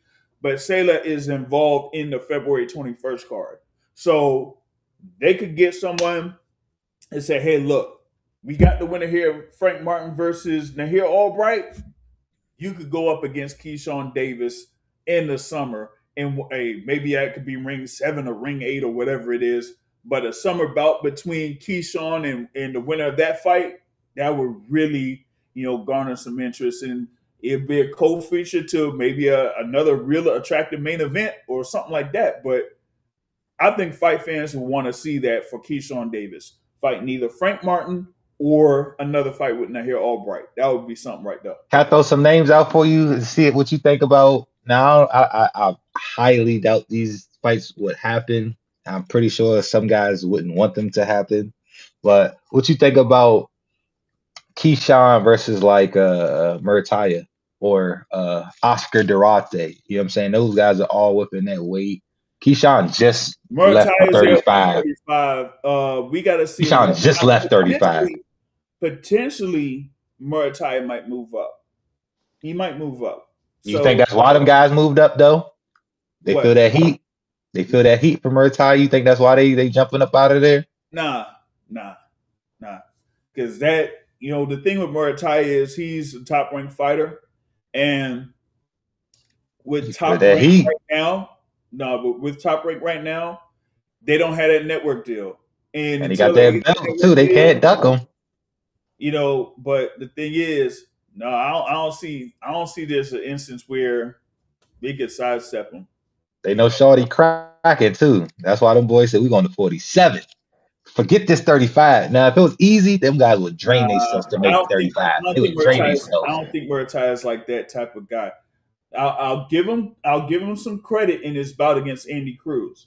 But my thing was, I didn't feel like the scorecards were as lopsided as some of those scores were. It was much closer than that. You know what I mean? So for sure. For Ray Murtaya, if he stays at 135, there could potentially be another fighter out there for him. That was, of course, part of this ring card, right? But if he goes up to 140, then yeah, a fight against Keyshawn Davis would be something there. But actually, you know what? Keep that in the notepad because I may have something in the works. Might be an article, might not, but I say that there's a few fights that are out there or that could be made that likely won't until something specific happens, which I just mentioned a few minutes ago. But go ahead with more of those potential matchups. Oscar Duarte. Oscar Duarte. I mean, you have these dudes is tough dudes that got chins and can crack. That's why I'm naming them. Yeah, they're not going to fold. You got to see what happens to Oscar Duarte on February 21st as well. Them boys gonna fight you. You're gonna have to get a knife or a gun to keep them boys off you because they gonna step to you and they gonna take your punch. You like, damn, was he on steroids? All right, like he must have been juicing or something because he done took every punch I done threw and he's still stepping forward. All right, that's another one. Who else you got? At what 40, 140? Yeah. What weight is Rayo at? He's there. He's supposed to wait. I got this thing here. He's supposed to be right now. What was that? Is this fight at 140 that he's about to have? We're not naming the champions. Gary A, bro. I don't want him to fight nobody else if he ain't talking Gary A, bro. Them dudes don't want that though. Them dudes don't want that bump, man. That's what I'm saying. I'm talking about Keyshawn. They don't want that bump. With who? With Keyshawn? Don't nobody want to fight Gary. You know why? Because it's gonna be a tough I'm night. about to say, I'm thinking you Yeah. saying that Gary A don't want the smoke. Nah. Nah, don't nobody want to fight Gary because it's gonna be too tough of a night for them. Yeah, it's If gonna I be. can get 10 million to go fight Jermaine Ortiz, why am I gonna fight Gary Antoine Russell for the same amount when I can fight Jermaine Ortiz for and not get as rough? You know what I'm saying? How about this one? You got Z Pacino in the live chat says for Keyshawn. How about Alfredo Santiago? I think he has stepped to him. Santiago's cool. He's a good fighter. I seen him in Puerto Rico when Matias on the card. He could fight, but you gotta be. That's why I'm naming the guys I'm naming because they got that dog where Keyshawn can break a lot of guys. You know what I'm saying? That's what I said. Like mentally, he's never touched the canvas or none of that. So he's still got that young. Well, he got the confidence.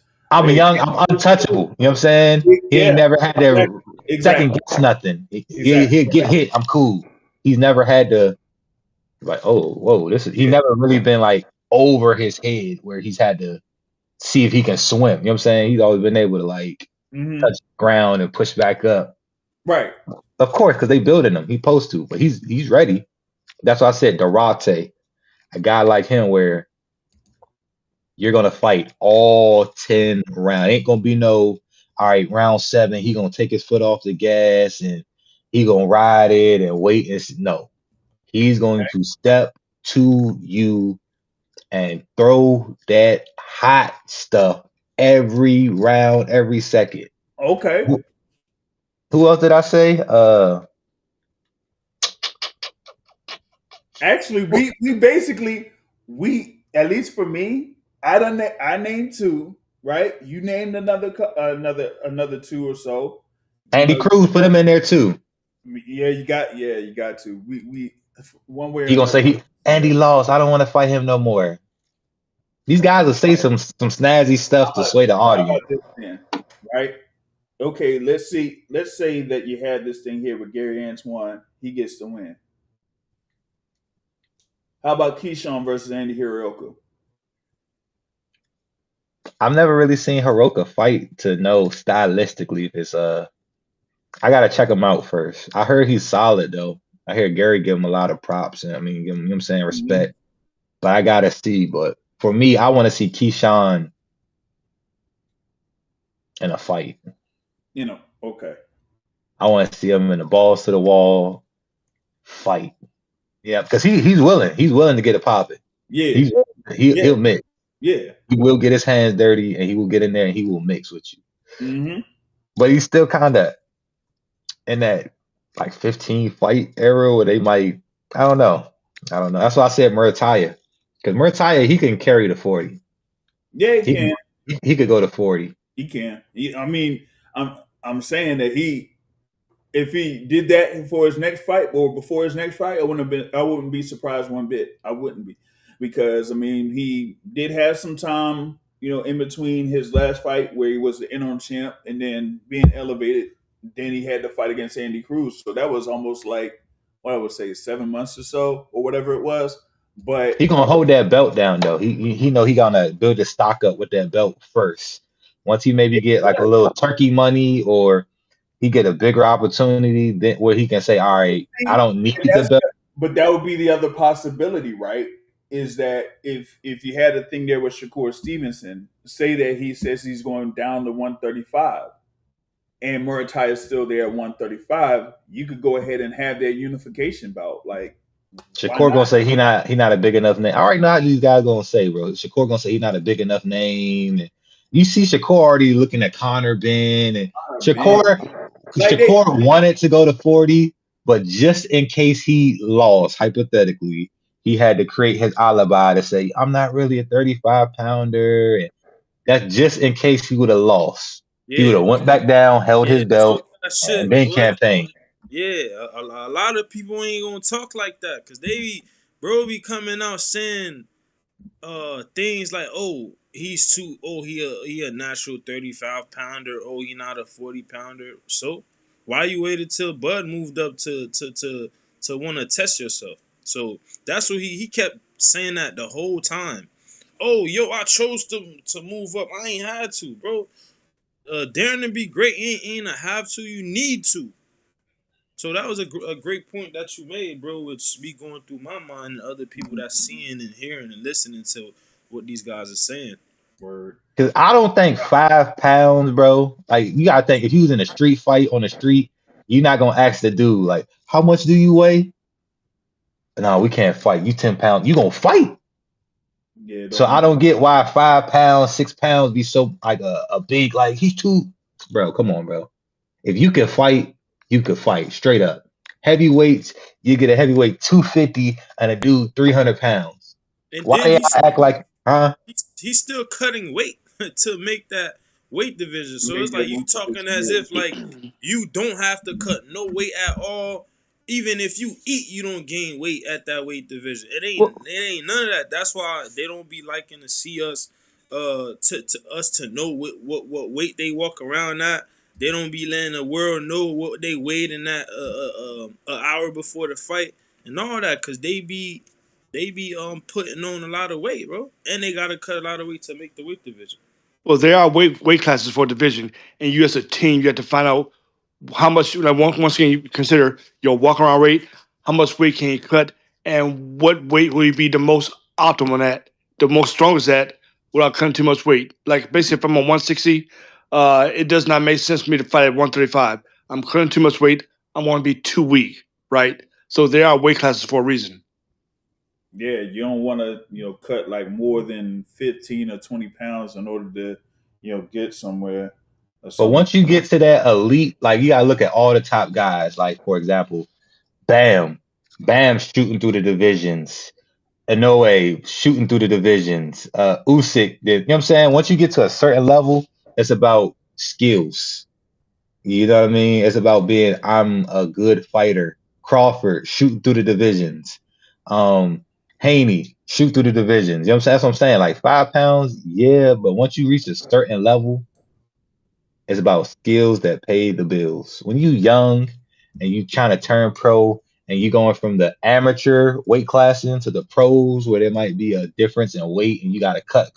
Okay, when you still a boy and you're trying to get your man strength and you're trying to fill out your frame and you're trying to figure it out, you're trying to adjust to the 8-ounce gloves, and that's when you do all of that.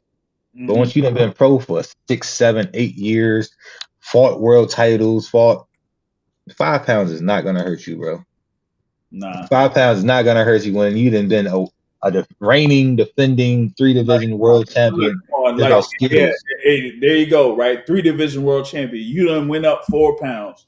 You done went up 5. And he had grown. He didn't fill this frame out. He started at a division when he was a boy. Yeah, Bro. So, And Shakur Stevenson mind, he still think that he's still the same size when he was in the amateurs when he was a teenager, bro. Cause the way that he be talking, yo, I'm little, I'm a natural, like, bro, you're grown now, bro. We don't stay the same. As we get older, you can't eat the same no more. It's certain things that you can't do. I think Shakur got the skills though. I think he can go to 40, you know what I'm saying, 47. I think he could. I don't know if he's gonna have the power. He too little for that, bro. He's a natural 30-pounder. What he doing at 47? How would he fight Devin Haney then? Him and Haney grew up sparring and fighting each other. How would he fight Devin Haney? He would have to go up. Haney not coming back down. So we ever wanted to see Shakur versus Haney? These Shakur's guys gonna have to go up. These guys do work with each other, but we see there in the gyms that sometimes you do work against guys that are naturally a higher weight class than you. You fight somebody 160 at as a welterweight. So the thing about it is like, yeah, he could potentially fight someone like a Devin Haney now, but like Devin Haney at this point, he's like there to where, he could properly compete at 147 pounds. And we kind of, seen that in his bout against Brian Norman Jr., right? So for Shakur, I don't see like, if he's going to go up to 147, that might be a real challenge for him to do that. That's why I say like, hey, you got all of these fighters here at 140 that you could fight.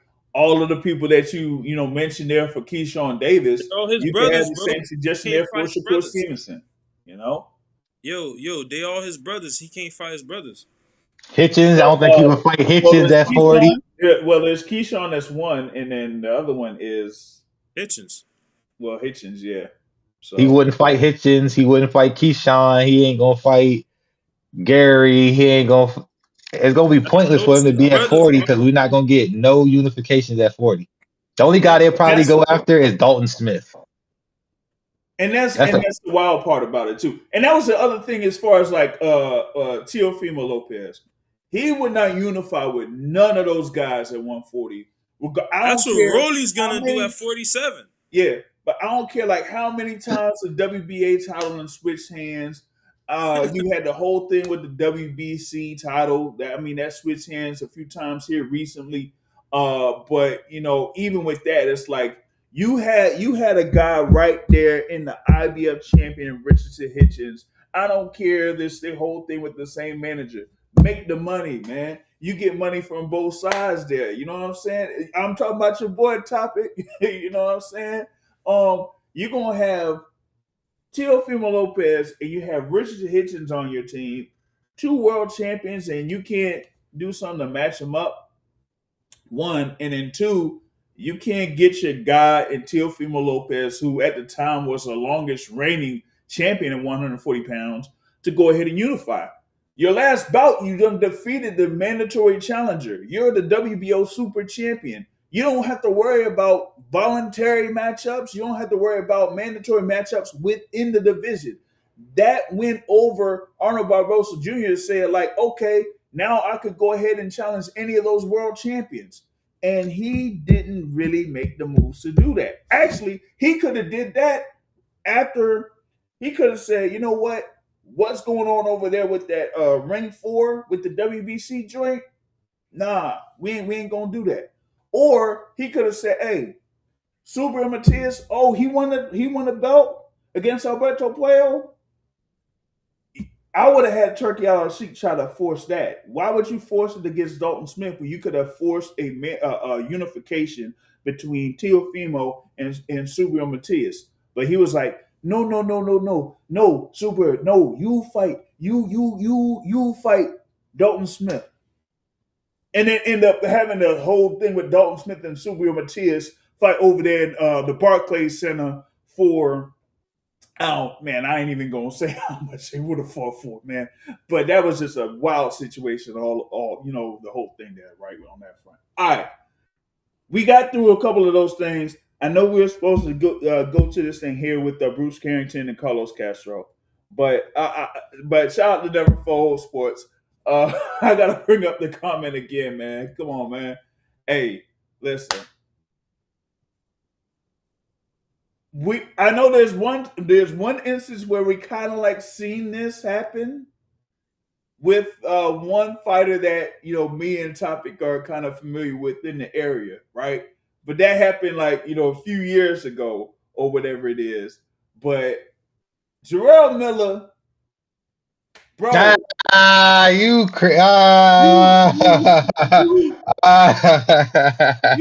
young hey, chill, bruh. listen, man. Hey, chill. Here go the thing too, right? This what make it more shocking to me, right? Back in October, you had the fight card with Danny Garcia, with the last hurrah and that type of stuff, or the farewell and all of that, right?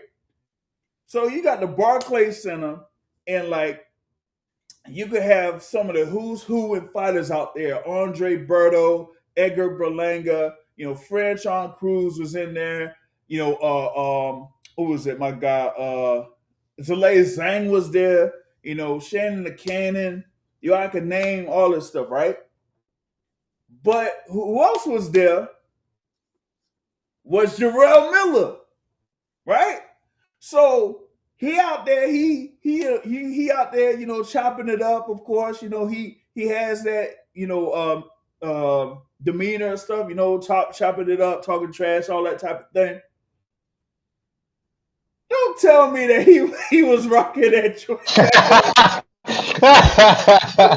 There's no way, bro. I can't bring myself to think that he had it back in October. But in this bout against Kingsley Abe, yo, Hey yo, rounds he gets hit. It gets so bad. that Jay start talking. That Joe start talking. Hey yo, He said, I said, oh, I said this joint hey, fake. yo, Hey yo, they gotta get some stronger glue or something, Bro, boy. I hey, was at yo. the My fight man and unit came on. I was like, yo, yo, I was at the fight and when I was seeing that in the crowd, cause me, as soon as I see him, I'm like, what the heck? Then I pay attention to the crowd. People look like they seen a ghost. Cause it was like, bro, we ain't never seen nothing like that before, bro. Nah, yeah. like And it he wasn't lost the like fight. it wasn't like it would kind of like slide over Nah, but he forced that shit out. like Topic was saying the joint during the round where it was on. It was like it was going, That Joe would have been better off if he got that whole knocked all the way off. yeah, yo, it It was. made it more comical. That Joint stayed halfway on. Oh man! And then in between one of them rounds, he just said, "You know what, man, bump it." He just said, "Rip that joint," just said, "Ah," and then threw it to the crowd, man. And you had like freaking Mauricio Suleiman holding the piece, hairpiece. Oh man, who else was out there? Because remember that whole weekend you had the whole thing with Ring Magazine and the awards, so like all of them fighters were out there for the weekend. Right. So you seen like all of them folks right there in the front row, just seeing that stuff happen. I was like, oh man. And well, Miller, he did like kind of deal with that and then eventually get the decision win. But come on, man, like you got to be kidding me, You bro. mean the robbery? Well, yeah, that too. That too, because man, he come on, man. Like this I is ain't get the to see thing. that fight. I missed that one. This is the thing, right? Hold on one second, pal. I'll be right back. Hold on. Keep going, though. I'll All be right. right back. So the thing is with Miller, like you ain't been in the mix since you had that fight against Andy Ruiz, right? You had that effort against Andy Ruiz, and it ended up being like the thing with the draw. So you've been like trying multiple times to get yourself in the picture, for a fight. You had some stuff there where you were talking about potentially fighting, Jared Anderson or whatever it is, right? And that didn't even happen or that didn't even go down. So now you get this opportunity against a Kingsley Abe, and actually that reminds me of something. I might have something for y'all later this week.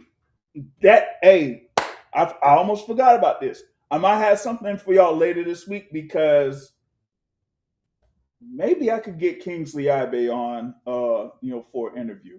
I want to see what he says about what was going down. So I need to hit him. I need to hit those guys up ASAP. I need to talk with Kingsley Abe about this one because you had this effort from Jarrell Miller and Kingsley Abe says like, yo, this is like, my opportunity, here to, get in the mix in the heavyweight division. If I beat, someone like a Jarrell Miller, that could get me like one step closer to getting in the mix there within the top part of the heavyweight division. And even with like Miller's efforts, they still said like Jarrell Miller was able to, get a win there with two scores of 97-93. So they said that they had Jarrell Miller there for, 7 of those 10 rounds. Listen, that type of moment right there, I don't know, man.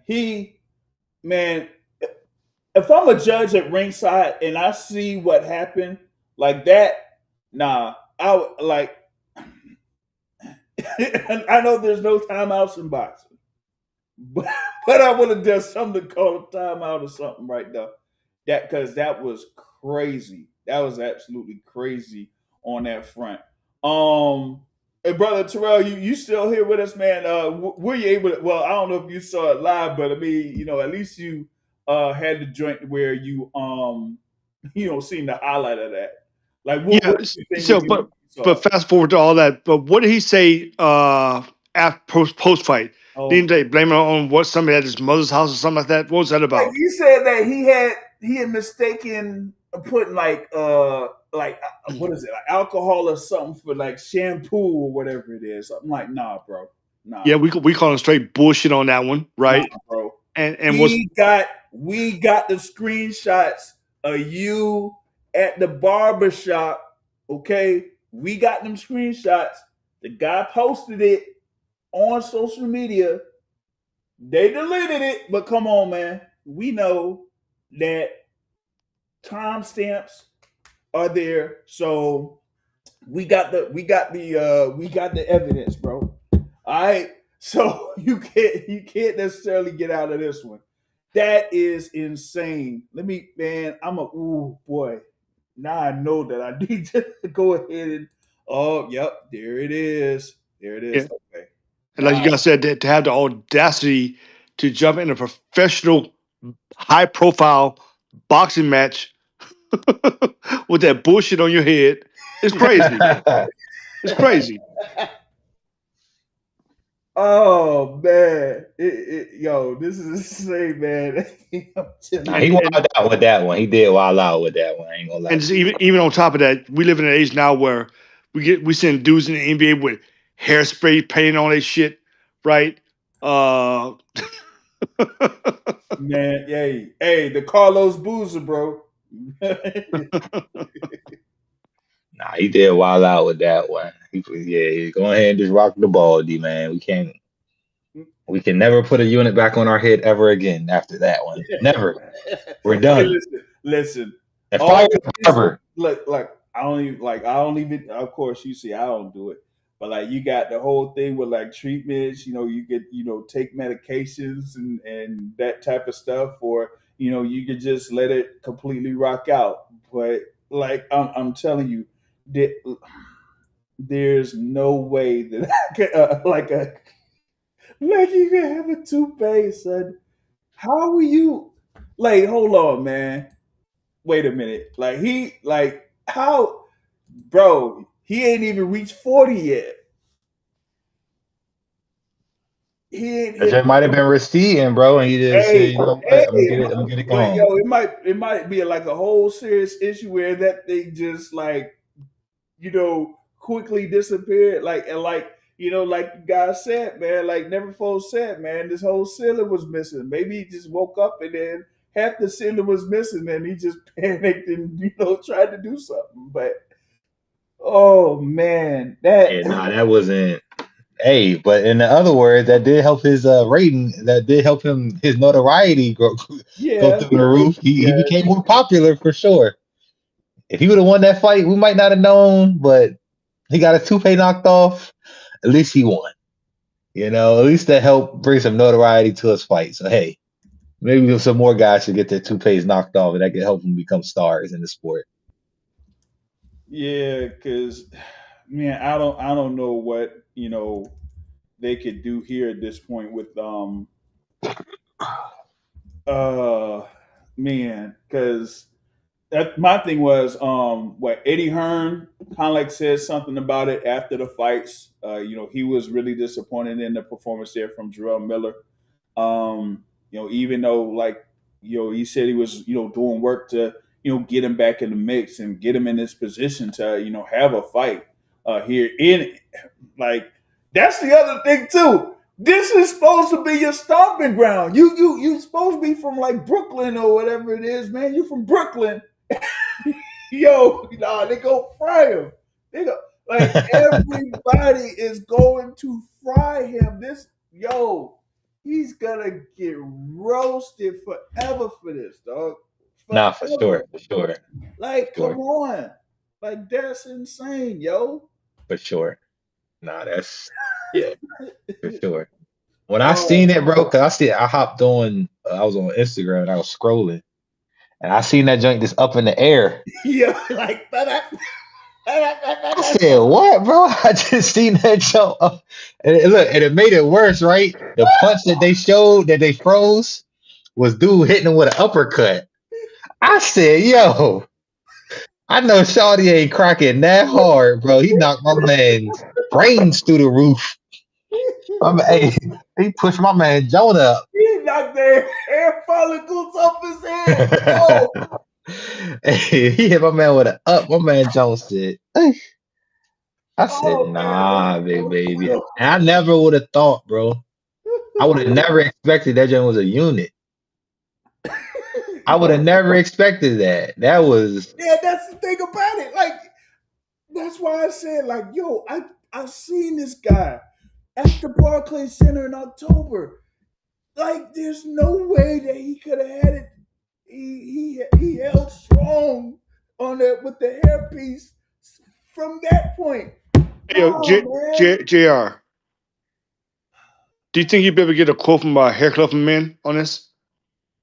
like he needs to like either hair club for men, hymns, goddamn, what's the joint motherfucker, Frank Thomas be on, and who the other that football player, man, Doug Flutie. Doug, yeah. Yeah, he got them commercials, right? Like he should be on that joint there with that too, man. Like, come on, man. Like he got to holler at LeBron, dude. Whoever do LeBron Jones. LeBron Jones wasn't that Jones wasn't moving. Well, actually, you know what? He couldn't really do the Carlos Boozer if you're a fighter though, because you gonna have the whole thing with the the sweat. So if it ain't really rocking like that, we can start to fade and melt away. And if you got the LeBron be out there hooping, boy. LeBron Jones. I done seen LeBron had to smooth it down a little bit, but it ain't never popped off. LeBron James, he got he had the top of the top folks that could do all of that. So we got the money and the resources for it. You know what I'm saying? So Big baby just came off the turkey Jones, so he should be able to get right now. Yeah, like, hey, I don't know, man. Hey, maybe Turkey LLC gave him like enough pay to kind of like get something sorted, or you might have to go up the C train or something, hit up somebody in the Bronx or whatever. But yo, I'm sorry, I can't. Like, man, once mine just goes, it's just gonna go. I'm not gonna listen. You ain't gonna see me put on no hairpiece, dog. I ain't doing it. I'm not. I'm sorry. I'm not. It's just no. Oh my. Did y'all talk about the shoe fight? Yeah, let's talk about the shoe fight. Hey, man. WBC featherweight championship, man.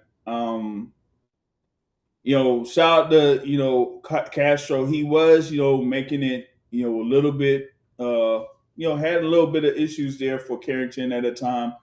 Castro hadn't been in the ring since his bout against Stephen Fulton, right?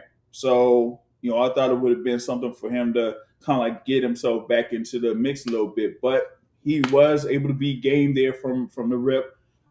He did hit Carrington with the shot. Some say it was, behind a rabbit punch, or maybe it was something they were close to that. Bruce Carrington, stumbled a little bit from it, but he recovered. Then he was able to, just keep his composure, stay sharp. Then was able to just put punches together, and then just boop, boop, boop, and just put Carlos Castro down, right? But that kind of like that situation was kind of funny too, right? Because when Castro was on the canvas, he's out there. He looked like this. He like this. He counted. He looked like this. I was like, oh man. He's like, let me think. Am I gonna get up? Do I feel like getting up and going through more of this, or should I just stay there? That's how it looked like. It looked like he was making that decision. Man, I was hoping Box Academic would was still on, because he talked about when Sebastian Fundora got knocked down when he had his first loss, and he was like down there on the canvas, and it looked like he was thinking about getting up, but he just decided not to get up. That's how it looked like with Carlos Castro, boy. But Shout out to Bruce Carrington. He actually, wins that WBC featherweight title, right? And the other thing with him, though, right, is that he gets this belt.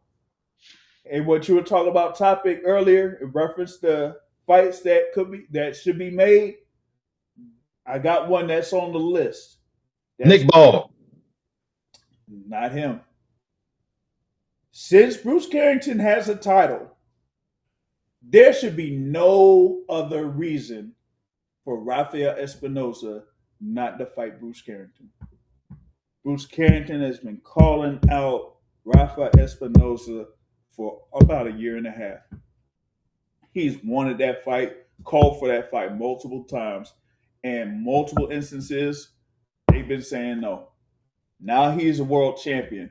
You shouldn't really be saying no to a unification bout.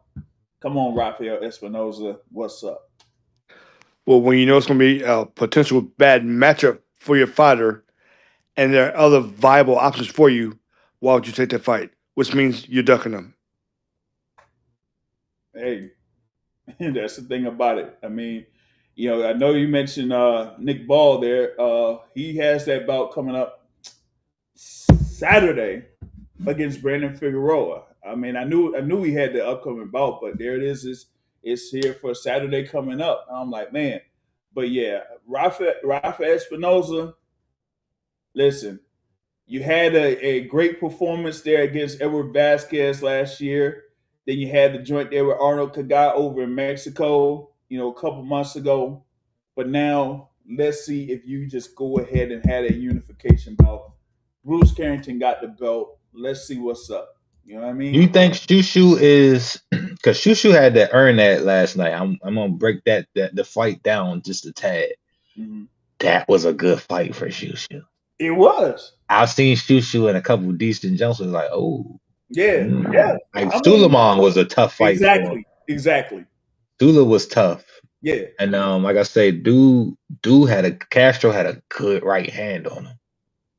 Castro right hand was that was his money right there. That thing was like it almost couldn't miss. Like if he kept throwing it, because I said Shushu got hurt, I believe.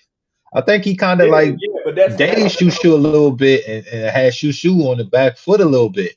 Mm-hmm. So I'm like, okay, he's got some chinks in his armor. You know what I mean? He's got some chinks in his armor, but it was a way to bite down. Wait for him to bite down and go get it. You know what I mean? Oh, snap, yo. Now I was watching this joint here with the Zuffa Boxing. Is Hackett fighting yet? Oh, shoot. He got knocked out, bro. Who? Alexander Vaznik. I'll say, is Hackett fight yet? Yeah, he fought. He got the win by decision. Okay. He got to win by decision there, but man, that was a Hackett at like 60 now, ain't he? 160? Yeah. Because he was trying to he debuted at what, welterweight or something? He was like a super welter in his last bout that he had there during that week of Canelo Crawford. When that underdog series that they did, like he was there like 154. But then I'm assuming he not with Matchroom if he was Zuffa. Nah. He's with Zuffa. He's with Zuffa. I'm about to say because they like rivals. So I'm assuming he ain't with them no more. Yeah. Damn. But yeah, Shushu had to earn that fight last night. You know what I'm saying? Where this dude, I don't know, bro. And that's why I said Nick Ball's cracking. He has that work rate. He has that work rate. Nick Ball's cracking. Yeah. But he's there. He's like what, like 5'4", and he's cracking, bro. That's the crazy part. For him to be so small. I want to see what he does here against Brandon Figueroa on Saturday, because that's gonna be a fight. That will be a fight right there. For Ball to be so small, bro, to be 5'5", like when he fought not Navarrete. Who's the dude that he was supposed to have won the belt from? But I think they said it was a draw or. Shoot. Tall dude, not Navarrete. Nah. Damn, like who's the other guy? Because I thought what's not Ramirez. I can't think of dude's name. Ray Vargas. And he really beat him for real. Mm-hmm. And Vargas is taller, right? Yeah, A lot taller. a lot taller. Like I say he won the fight against Ray Vargas. I didn't think that he won the fight against Raymond Ford though. It was kind of close. You know what I mean? It was very close. But I just feel like it was Ray Ford 7-5 there. You know what I mean? Shout out to my That's guy. how close it is. 7-5 is close. Building. What's happening? What's happening? You know what I'm saying? But that was All cracking, bro. Yeah, he is.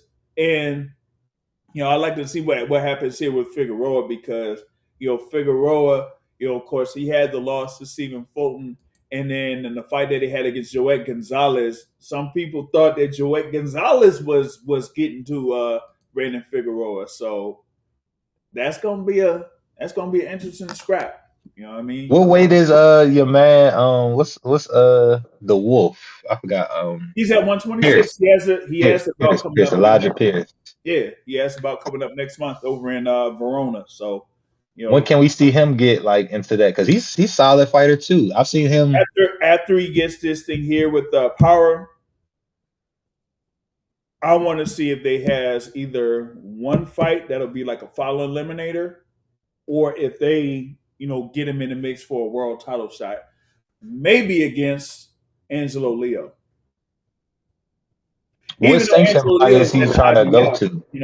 Even though Angelo Leo's in the IBF, like, the thing with Ralph, I don't know what they're going to do with Ralph with, like I said, again, the top rank situation. So it's insane, man. Shout out Gojo here. It says, who would win, Oshaki Foster or Ray Ford? Oshak. Like, that fight that he had against Fulton, even though Fulton was like, not there as far as like the weight and the type of thing with preparation, like Shock, I think Shock would get him. I think Shock would get Ray Ford. That would be a good fight, though. I think so. Fight, but I think Shock would get Ray Ford.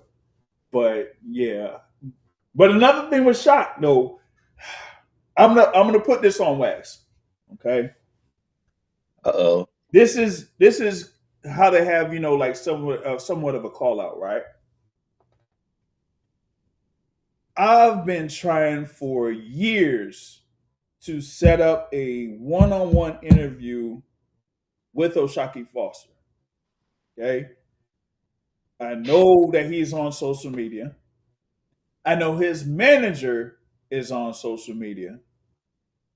And the whole thing with his social media tag. I've reached out multiple times through his manager to set up an interview with Oshaki Foster. I'm gonna send out another one, and I gotta get some type of response because, as the great Keith Thurman says, "Don't duck me, son." Like, come on, man. You think Shock can give competition to Shakur at 135? That's the thing that I'm trying to get because Shock has been on a few of these shows saying that, hey, he would give Shakur that work. He said he would do that. You know what I mean? And I know you had the whole situation with Stephen Fulton, but that was basically Stephen Fulton. If it wasn't for Stephen Fulton being overweight as much as he was, that fight wouldn't have been for no WBC interim belt at 135 pounds. It was supposed to be for the super featherweight title, WBC super featherweight title. But they just knew that Fulton was that much overweight that they're like, how can we fix this situation? Because either he's going to fight for that belt at 130, which he really couldn't do because he was that high, that he was that much overweight. Fulton probably was trying to get up out of that fight then. If it was like that. They couldn't have had it to where only Oshaki Foster would defend the super featherweight title. They say, you know what? Let's just do this. Let's just have it be for the WBC interim title at 135. That's crazy work. Okay? Some of y'all don't understand how crazy that is. You got a guy in the defending champion at 130 that's been waiting for this fight for some time since they have rescheduled it over and over and over. And then by the time they finally have it scheduled there for O'Shot, he goes up against a Stephen Fulton that's way overweight. And they're like, nah, let's not have it for the super featherweight title. Let's have it for the interim lightweight title. Crazy work. You know what I mean? So, but yeah, I like to see what happens there in that situation, though, for 126. Now you got there with Bruce Carrington as the WBC champion at 126. You got Rafa Espinosa as the WBO champ there. You know, as we were mentioning there, Nick Ball is out there, doing his thing there, whatnot. So, and then we got to see what's up with Angelo Leo. So it's gonna be some busy fights going on within the 126-pound weight class on that front. So you do have that, man. Hey, that February 21st card, that's a ring card, ain't it? It's technically no. It's a Sella ring card. It's supposed to be TGB and Golden Boy, but then all of a sudden, it's a Sailor card. So that joint's low key stacked though, bro. yeah. Ryan versus Barrios. I don't know who the co-main is. Co-main is the Hitchens versus Duarte. That's the one. Hitchens Duarte. Then That's got the fight right there. I want to see Gary versus Hirioka, right? Frank on there too. Supposed to have another one. Frank Martin versus somebody. Frank Martin versus Nahir Albright. Yeah. I want to see Hitchens versus Duarte. Because remember I was just talking about Duarte being one of those guys. So that tells you, like, you know, what the action that's going on at 140 right now. That's basically what we just seen 2 fights last night. Now we're gonna see what, 3 more or whatever. That's 2 of the champions right there on the same card. 2 champs. 2 champs, yeah. So that should be able to be a unification. Both of them perform. Yeah, like, hey, you see, that should be a showcase unification right after that. Yeah, like Oscar Duarte, man, like, yeah, he's gonna be a problem right there. So we gotta see, man, because you got to be a tough fight for Hitchens. We had those string of wins and whatnot, and remember he had that win over Kenny Sims Jr. last year. Talk about a good fight. That one right there between Duarte and Kenny Sims Jr. over in Chicago. That was a really, really good fight too. You know, that was probably one of the better fights that we had seen last year. You know what I mean? That's why I'm saying that Sims is a good fighter. He's got that dog in him. Because Duarte was hitting him with that, like he had bricks in his hand, bro. Like you could feel them punches that Duarte. I'm like, yo, you just see his back. Like Duarte's back was like he freaking just do pull-ups all day long or something, bro. Mm-hmm. Giorgio says, what shakes up 140 more than Hirioka pulling off the upset?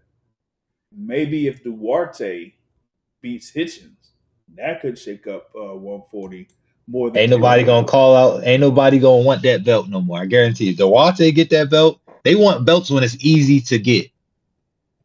They want belts. That's why they trying to call the Dalton Smith, and you're not gonna ever hear none of those guys at 140 say, I want the WBA belt.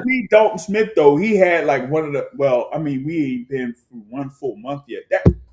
That tells you how much action that we've had so far within 1 month. You have Dalton Smith getting this win over Super Matias and knocking him out.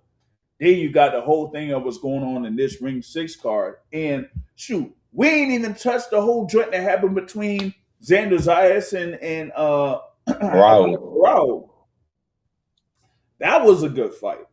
You know, that was a good fight. And some folks are saying, like, yeah, we've seen the scorecards out there, but they said watching it live, they said that, hey, man, Abbas Barao was really tagging Xander Zayas. I mean, I saw that happening probably from like round 5 or round 6 or whatever it is, because I thought like after those first few rounds, Zayas was moving around pretty well, kind of like tagging Abbas Barao making Barao reset a lot. But then once Zayas kind of dropped off in that activity, you saw Barao kind of like set him up and land those right hands, whether it was a counter or just getting within range and landing them. So Zayas had to work for this one. I think he had to work a little bit more in this fight than he did in his last fight against Jorge Garcia Perez, where he did win the WBO title, right? But at the end of the fight, you had the thing there with round 12. Round 12 for Zayas versus Barao. I don't know, man. They almost made like a gentleman's agreement that, hey, in this last round, we're gonna scrap. You know what I'm saying?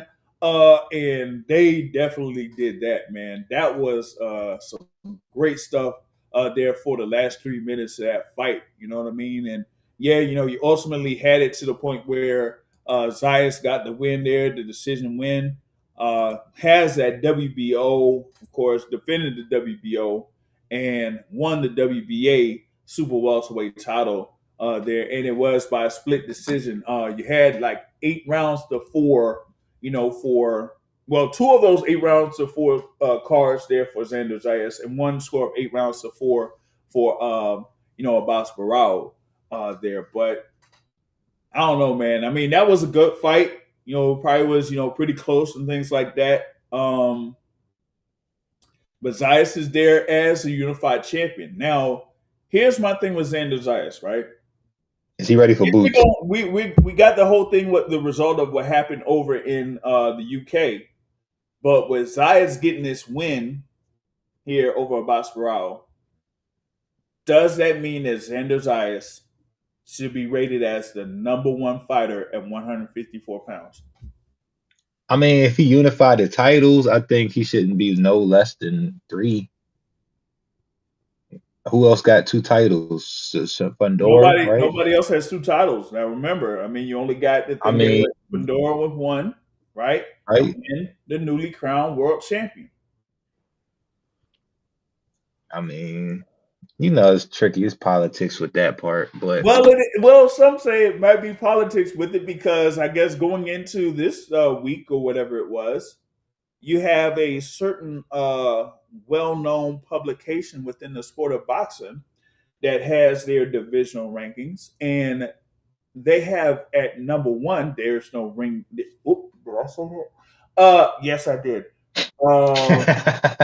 This particular publication has at number 1 at 154 pounds a certain fighter that isn't a full champion at 154 pounds. He is an interim champion at 154 pounds. So how is it that you have an interim champion rated at number 1 above the full champion for that particular sanctioning body and above the other world champions? I don't get it. It'd be politics, bro. So they had probably had Slim number 1 before he even fought at the division. Upon announcement, they put him at number 1. I ain't even fight. He ain't even get in the ring. We probably could check the history, man. I'll check the archives, the web archive, and then see what they got. You know what I mean? I think as soon as folk them was like, "I'm going up," they like, "Okay, you're number 1, guaranteed." Because who over there backing them. So yeah, I can believe it. Oh man! Hey, I'm a sidebar. It's still boxing. Did you see the Scarborough fight? Yeah, man. I was out there in the I was like in one of the balcony areas. I was taking photos up there. With what did you think about that fight, man? I heard that was a busy fight right there. It was a good fight. It was a really, really good fight. Really good fight. It was one that Scarborough does need in order for him to build himself up to be one of those top contenders in that weight class. And I will say, like, that one was a wake-up call, so to speak, with him. He had, of course, with the bout that he had on ProBox in September was a bout that was like above his weight class because they, had issues trying to find an opponent for him. So once they did find Kevin Petrahita, that was like their 135, and he's a super featherweight. He don't really fight at 135 like that. Then he goes over in the next bout that was over there in Fort Lauderdale and gets like a first round stoppage. So his confidence is high and everything too. And then of course, talking with him in preparation for this bout, saying that hey, he's locked in. He wants his opportunities to go for a world title shot there at 130 pounds. But going up against this guy that he was there with, like, when you have somebody in front of you that doesn't necessarily go down to your power shots, that means there's some things that you got to work on, and I think that he realizes that, and that, even though, we had a, conversation after the fight that we was able to have a, as he says, a honor roll type of performance there against Brandon Valdez. I feel like he still has, some work to do in order to set some things up. You know what I mean? Because early in that fight, you could see that he did like connect on some big shots on Valdez that kind of stunned him a little bit. But then he, like really rushed to try to get to him to see if he could score a knockdown or something like that. You know what I mean? I've seen Brandon Valdez. Brandon Valdez, like we say, there's some of those guys. We was talking about like Jermaine Ortiz. Brandon Valdez is one of those kind of like guys. And I've seen Valdez fight Jordan White, aka Short Dog, on a late notice. Now I was in the camp with Short Dog. In the camp. We were preparing for somebody else. Yeah. We got Valdez. So me personally, I go and look, I check him out. I'm like, oh, he's a 26 pounder. He fought BC Ramirez. I'm like, okay. And this is when Short Dog was knocking everybody out. Yeah. This is when Short Dog was clicking, rolling, heavy, hard. I'm like, in my head, oh, okay, we should be able to get this guy. And in the first 2 rounds, we was able to contain him. But then in the second half of the fight, Valdez is like the more you hit him with power shoutts, it's like that's like slowly charging him up where he becomes like unknockoutable or something. I don't know. It's like the more you hit him with power shots, bro. Type of like he turns into Super Saiyan or Bro, something. You know what I he mean? don't go down. Yeah. He's gonna fight you too. He will fight you. He's going to fight you, even though he's like coming up in weight.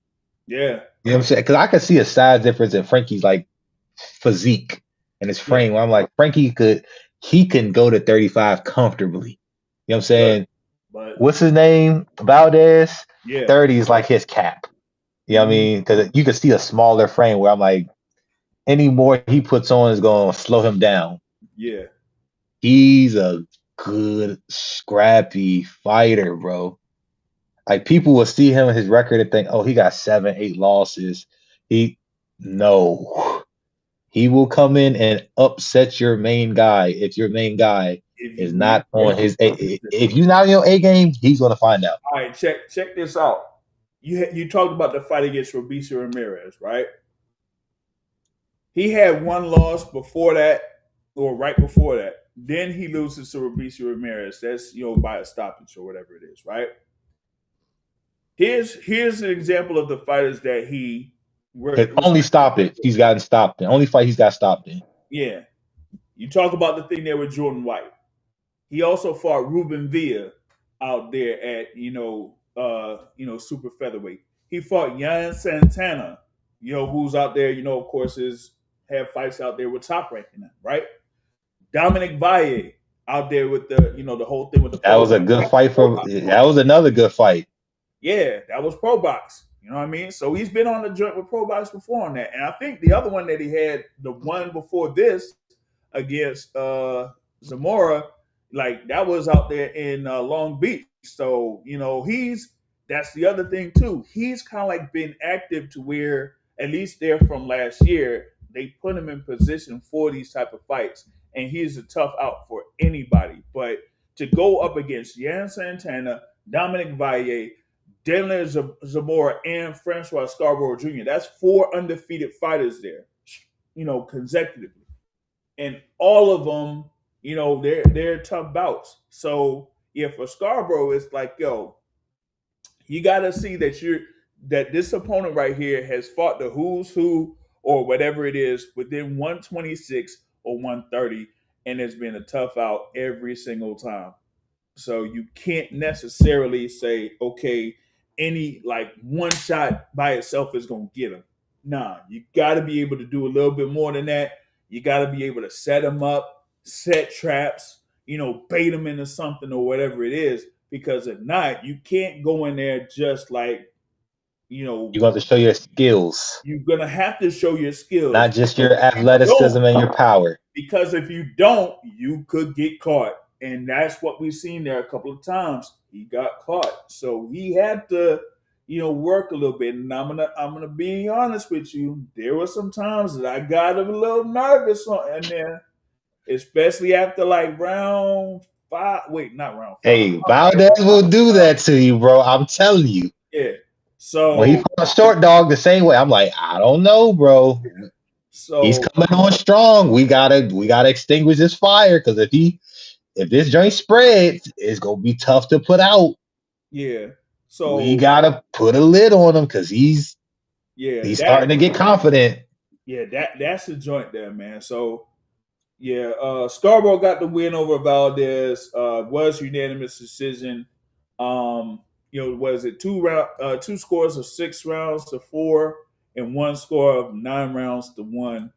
There, of course, like people say, like 9 rounds to 1. Nah, like come on, you gotta give a little home cooking right there. Yeah, you gotta give Valdez more credit than that. You know what I mean? But still, Scarborough with another win.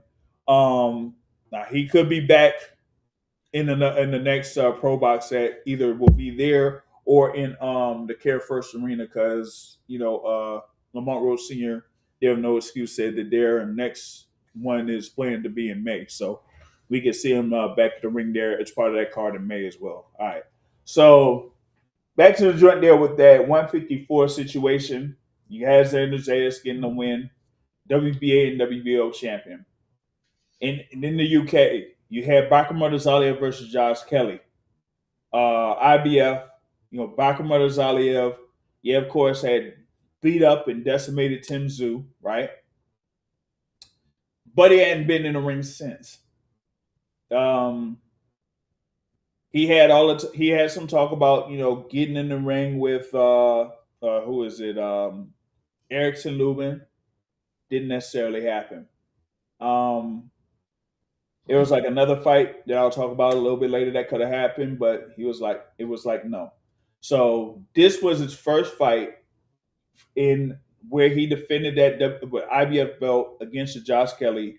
Shout out to Josh Kelly, particularly in the first few rounds. He was very sharp with his jab, sharp with his movement, peppering. Bakhram Zaliev was able to score a knockdown, there fairly early in the fight. So he got off to a good start. But, at one point when he started to slow down with the movement and, trying to use defense and things like that, Zaliev caught up to him, and that's how Zaliev ended up, scoring a knockdown there in round 9, right? So by round 10, it was like really, really close, between these two fighters. And, with Kelly getting that knockdown in round 9, we had to see like, okay, how is he going to, recover from this? Is he going to be like really tense, or could he do something where he would have to like really fight? But he didn't necessarily do that. He just stayed composed and went back to his game plan as far as like movement, timely punches and that type of thing. And in those last couple of rounds, he had like a couple of flurries that was basically the difference there in his bout for him to get a decision victory. It was a majority decision there. So like 2 judges had it in favor of Josh Kelly for him to win that IBF super welterweight title. Now, it creates a couple of situations here within 154. With Josh Kelly, he wins the IBF belt, but he was a mandatory challenger, so there can't be a rematch. And two, with it being won by purse bid, the person or the promotional company that won the purse bid has the rights to that fighter for either the next fight or the next two fights. And the promotional company that ended up winning the bid was Matchroom Boxing. And who do they have at 154 in Matchroom that has been looking for a world title fight? Yep, You already know that's happening, bro. That's so what's not being said. You that's already know it. that's next. The writing is basically on the wall for that particular fight to be. Well, it would say next. It would just depend on when. They're saying that maybe Boots Ennis would have a fight by March, but if he doesn't, then they'll probably wait it out and just have him face Josh Kelly in the summer, sometime in the summer. But Who props to does Josh Boots fight in? And who would Boots fight in freaking in March, March. bro? Okay, Somebody in the top 100, like at the bottom or something. no.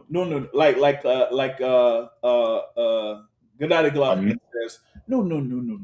Is it a notable name or is it gonna be like a Liam? See, I done forgot the last No, it guy. He ain't gonna called be a Liam. Liam, It ain't gonna be a Liam. Okay. Liam, whatever. Him, Liam. to me, he really should. He should fight Rashidi Ellis. I feel like he should fight Rashidi Ellis, right?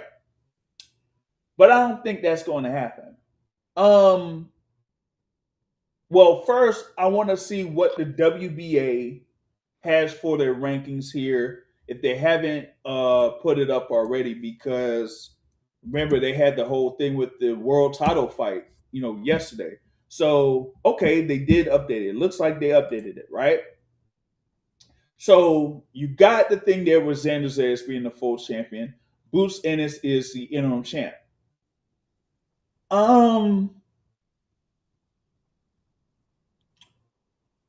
I'm saying he could potentially fight Andreas Katsourakis. If it's going to be any fight that's going to happen in March or maybe by early April, I say Andreas Katsourakis. Go ahead and have that fight.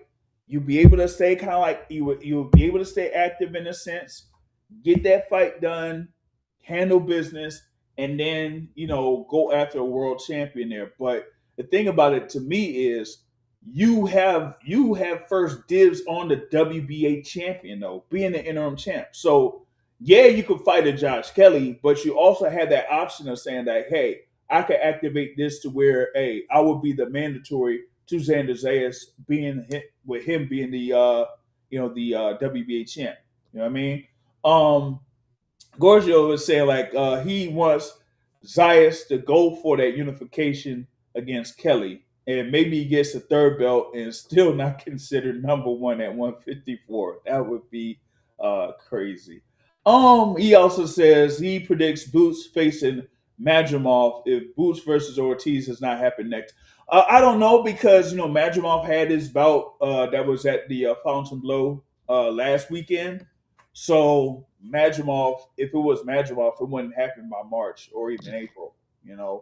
So that's why I suggested Rashidi Ellis or an Andreas Katsourakis. But if you can't get that Ortiz fight, which listen, I've been doubtful about that fight, from jump or whatever it is, because you had the thing where the whole lawsuit and the whole back and forth between Virgil Ortiz and Oscar De La Hoya and Golden Boy and their manager Rick Meridian. I'm like, I'm not even considering Virgil Ortiz being available until that's straightened out. Okay, so with him, I'm not even putting him in the picture there for Boots Ennis fighting him next. Like that won't happen until later in the year, right? So that's why I said have Boots Ennis get one fight out of the way, and then after that, he would go after one of those world champions there on that front, man. Hey, Terrell, man, what were your thoughts about like the 154 fights that took place here this weekend? Well, like I said, we said last week, so I definitely made a comment about Zayas. Just interested in seeing what he does in his first defense at 154, Mhm. and just in a sense, to see him just further establish himself within the weight class. Definitely good fighter, solid all around fighter. Nothing great, but does a lot of things well, right? But just, I mean, just everything that you say. He's a good fight for him, good opponent, tough, durable, things like that, like we spoke about. But once again, how does he forecast, should I say, at 154 in the immediate future of the class with Sebastian Fendora there, uh, himself, and other people like that. So it's just interesting. He did his job. He did what was expected, I think, of him in his first offense in Puerto Rico like that. Yeah, Just good. It's a good performance. Good performance. yeah, it was a solid performance there from Xander Zayas. For me, with the basketball, he's like I thought that he would have been a little bit more active to start out the fight because we seen what he was doing in the back half of the fight and landing those right hands. I was like, ooh, Xander might have to deal with a little bit of adversity here in this one. But he, with Zayas, he still was able to get the win and score both of those WBA and WBO titles. With my thing with Josh Kelly getting it over Bakhram or Zaliev, I'm like, that was kind of like an upset of sorts, given like the expectations going in reference to a Murder Zaliev. Now, some would say like, hey, in this bout against Jack K, that he, had like a slow start and then you eventually had to, work in order to stop Jack K. But then you had the whole thing with Tim Tszyu. And yeah, we know about the whole situation with Tim Tszyu, but still at the end of the day, going into that particular fight, some people thought Tim Tszyu was going to beat him. So, thing about it is like I felt like at the end of the day, you do have with Murtazaliev not being active for over a year as a world champion has to be a factor of some sorts. How can you be a world champion and not be able to have a fight for an entire or more than a year? Okay, yeah, part of it is with him having his deal with main events, and main events don't have like any type of fight cards or set up a fight card or fight dates or anything like that. But at the same token, you got to figure out a way to get yourself into a fight. You had the whole thing where you could have faced Erickson Lubin, that didn't work out. Okay, you were talking about, oh, you willing to fight anybody or everybody's like, they don't want to fight you, but then you got someone like a Charles Conwell telling you like, yo, hey, I'm ready. Let's get something going. Let's have some action. And you telling him, nah, you ain't big enough. You got to do this. You got to earn it. You got to earn this opportunity to fight me when nobody really knows you outside of having to win against Tim Tszyu. So that's why I was like saying with him, he could have had that situation where you could have had at least one fight in 2025, but with your situation with main events, and you kind of like saying some of these guys ain't really worthy enough to fight me, then that hurts you. That kind of like hurts you in the long run. Seeing what happened with you against Josh Kelly there on that front. So Hey, let's. can I do 154 pick 'em like how we were doing with 140? All right. All right, I'm gonna throw some names out. And I want you to play matchmaker on these names here. Okay. We got, of course, leading the stable. We got to put. Matter of fact, I'm gonna put the champions in there first. I can't just All right. discredit these guys. Uh, the Inferno, Tower and Inferno. Okay. We got to put Xander. All right. I'm gonna put this is a curveball in there. Keith Thurman. One time. Okay. Keith Thurman, Boots. Mm-hmm. Who else is at 54? I don't know why my mind started drawing a blank as soon as it's a couple guys at 54. You got Josh Kelly there. That's the new champion, right? You got Virgil Ortiz Jr. That's an interim, Virgil. right? You're gonna have, let's put in former champions there with the one that's former champion there in Bakhram, another former champion there in Majumov. So with that Let's alone, match make with those guys. Let's match make with those guys. that's 8. All right. Let's match make. So okay, hopefully, and I'm still saying And put Ortiz and Boots in different brackets. okay. Ortiz and Boots in different brackets, and you got And Charlo, that's who I wanted to say. Charlo. Charlo. Okay. So if you want to add Jamil Charlo, just doing this real quick. If you want to add Jamil Charlo, I'll take out Majumov. Yeah. Yeah, I'm gonna take out Majumov. All right. So we got Charlo instead of Majumov. All right. And Ortiz and Boots in separate brackets. Okay. Let's just have it, if they're gonna actually have this fight happen. Fundora versus Thurman. Okay. Fundora versus Thurman. And Zayas versus Virgil. So then you would have Boots, Kelly, Charlo, and who else? Who else said? Inferno, Zayas.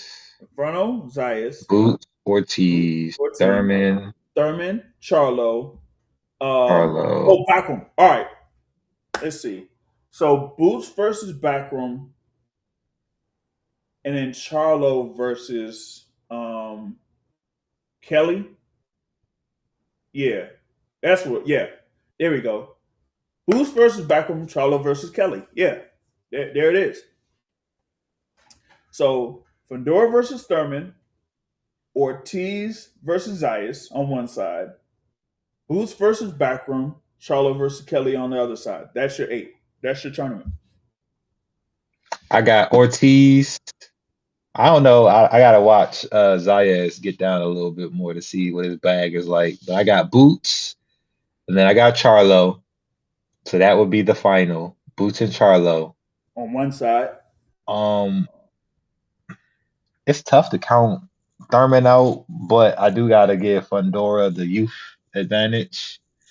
I think Thurman might still be got a little bit in there. I don't know about at 54 with these young guys that's like and with the activity level of Fundora too. So maybe if he was fighting like Sean Porter or like Danny Garcia, maybe, but I don't know. And who'd you guys have Boots against?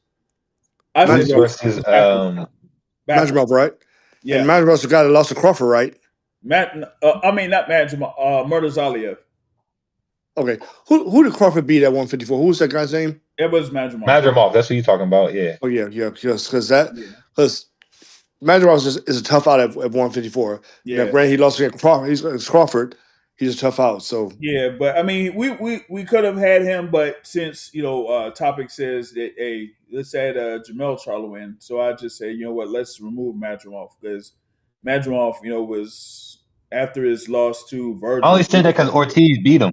Yeah, Ortiz beat him 1, but 2, he's actually dealing with a lot after that too. So I wouldn't have him in the picture if you're gonna add Charlo. So that's why I have Boots versus Bakhram, Charlo versus Kelly, Fundora versus Thurman, and Ortiz versus Zayas. I got Charlo and Boots coming out of my East bracket. Inferno. And I would have to really see who do you think will win between Ortiz and Zayas? You know what? That is a toss up to me.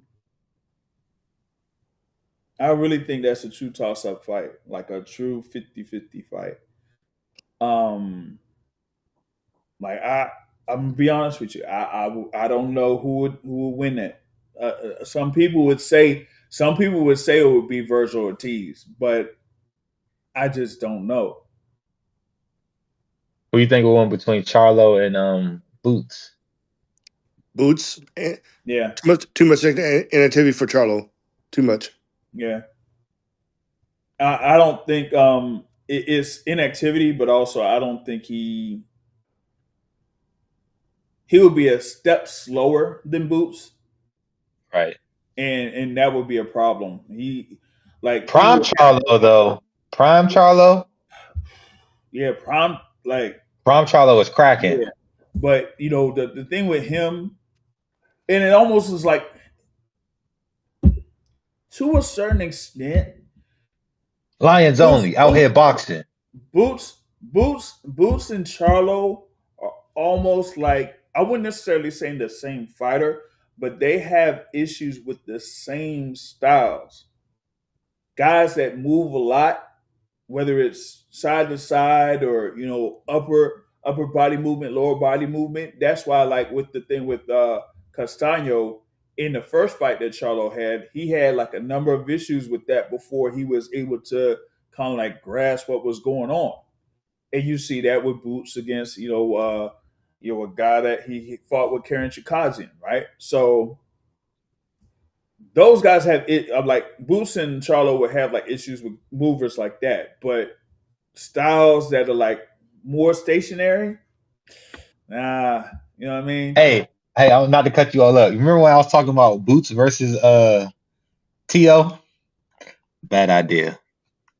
Bad idea. Never mind. All right, now go back to what you're saying. Now, now, now, Go back to what you're now, saying. Go back to now, what you're saying. now you see what I Bad, mean. Now you bad see what I idea. mean by that. Now you see what I mean by that. Like, Bad it's idea. it's one thing to have athleticism, but it's like you got to know how to utilize it and use it to your advantage. And Tio doesn't necessarily do that to a certain extent. So, nah, that's why it was like, nah, he didn't have any type of chance against Jerome Boots in this, man. I don't know what you were thinking. I just didn't know what you were thinking in that one, man. When I Oh, seen that joint yesterday, I said, I was like his dad almost. yeah. Come on, bro. Come on, bro. Where's your power at, bro? Come on. Where's your power at, bro? I felt the same. I You felt this gotta dad when he hit said him. that, bro. I felt it in my heart. I was the same way. I'm sitting there, I feel it leaving my heart. I'm like, bro, this is slipping away. Like it's Like, slow, bro, where's your slowly, power, slowly bro? going away to. Oh my god, that's something, man, bro. Because he just didn't have it. All right, so since I was leaning towards Ortiz, let's just virtually say Ortiz would win the match against Zayas. I still think that's a toss up though. So I'm gonna have Fundora versus Ortiz and Boots versus Charlo. I would have Fundora over Ortiz and Mm, Boots over Charlo. And then the mm. final would be Fundora versus Boots. That's a good fight. That's still, yeah, that's definitely a good fight. I mean, and that That's would be a a good fight. fight. That would be a fight, okay? That would be a fight, okay? I see. I think that would be, you know how Boots his pops, Boozy be like, he needs somebody that's gonna bring it out of him. Yeah, I think Boots would get like Boots probably be sleeping sometimes when he knows he can swag on these guys versus like when he knows he got or he's possibly facing some danger. yeah. I think Boots would. I don't know. Boots got it though, bro. I know I'd be sounding like I ain't gonna say go against him. I know I'll be making points. You know what I'm saying about certain things where I don't just go with the crowd. Hmm. Um, Boots though, bro. If he get his rhythm, he gonna probably make Fundora look like freaking because of his movement, his Yeah, slickness. Is but you know what I'm but saying? but it He could but get it slick goes on into the whole Fundora. thing. But it goes into the whole thing with Boots, and like when I was first, like hearing about Boots outside of Philadelphia. Like it's one thing to like kind of hear from people within the area of a fighter that's coming up that's like saying, "Hey, you got to watch out for this guy. You got to watch out for this guy." But when you hear from other peers from all over talking about him, then I was like, "Yo, they it's like they know he's the next guy. They know that he's the next guy. So all I'm saying is like, okay, if he's at the top of this game, then you know I just don't see like that many people that would kind of really touch him. You see, like Gorgio was saying, like, hey, Virgil Ortiz beats Sebastian Fundora. No. Yeah, I don't see it. Like, I don't see it. The thing with Ortiz is, right, he's a calculated pressure fighter, right? Some would say that Tim Tszyu is almost like that, right? But with Virgil Ortiz, he's more disciplined. That's why, like, if they would have had that fight between Virgil Ortiz and Tim Tszyu back in August 3rd of 2024, when it was supposed to be on for Crawford versus Madrimov over in Los Angeles, I would have picked Virgil Ortiz. But a guy that has either quickness, speed, or volume from an offensive perspective would give someone like Ortiz problems. Like, he does have subtle movements where he does move his head and uses the jab and move his head a little bit, but Fundora just throws. He throws the throw and just keeps throwing everywhere. It's not just jabs and hooks, it's uppercuts. It's like hooks, it's going down. It's all that type of stuff. So, like, and he's gonna still like move because he's there like 6'6", 6'7". Yeah, I was to say, then you got to get your range to be able to touch him. You gotta be able to get your range in there. So to touch him. The thing is, with someone like a Fundora, you're gonna have to deal with that type of height. Like, it's a real issue there in a lot of sense. That's why it was only that one loss that he had against Brian Mendoza.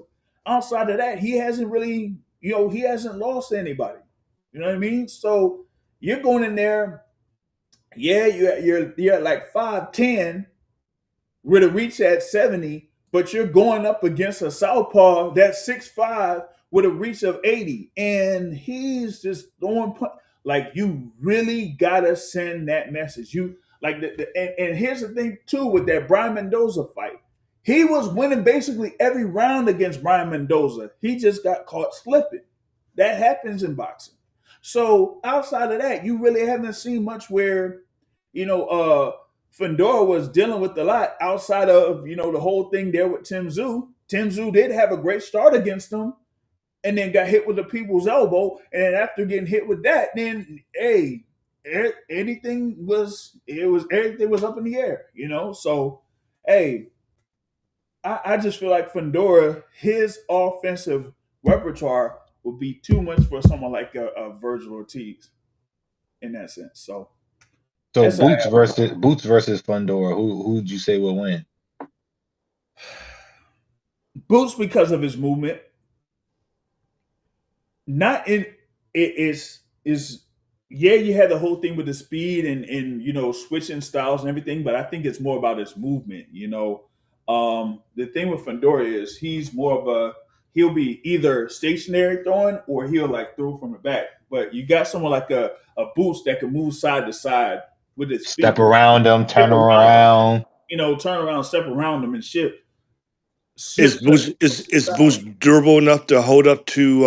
That's what I was gonna ask. That would be the question. Is like that activity of a Fundora. Would he be able to, keep with that pressure?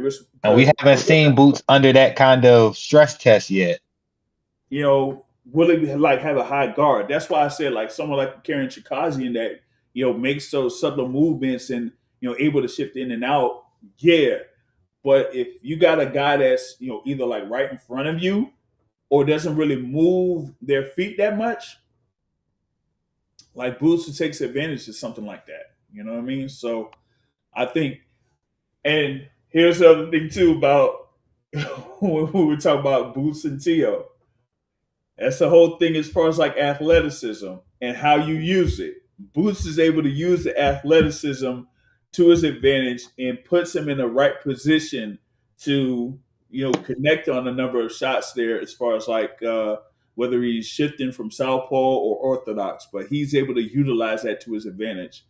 Like Teo hasn't been able to hone that quite yet. So, and that's why I kind of like favor Boots against those guys that you named there within that 8-person tournament, so to speak, right? So there you go. That's your winner of the 8-person fantasy tournament there for 154 pounds, right? That might got to be a new segment on the boxing source right there. Let's play. What's it Well, I called? mean, Matchmaker. hey, that'll be another one. How about that? We'll add that People start on. pushing these narratives for Yeah, these fights, so these fighters we'll add can't that duck on. these guys. We'll add that on.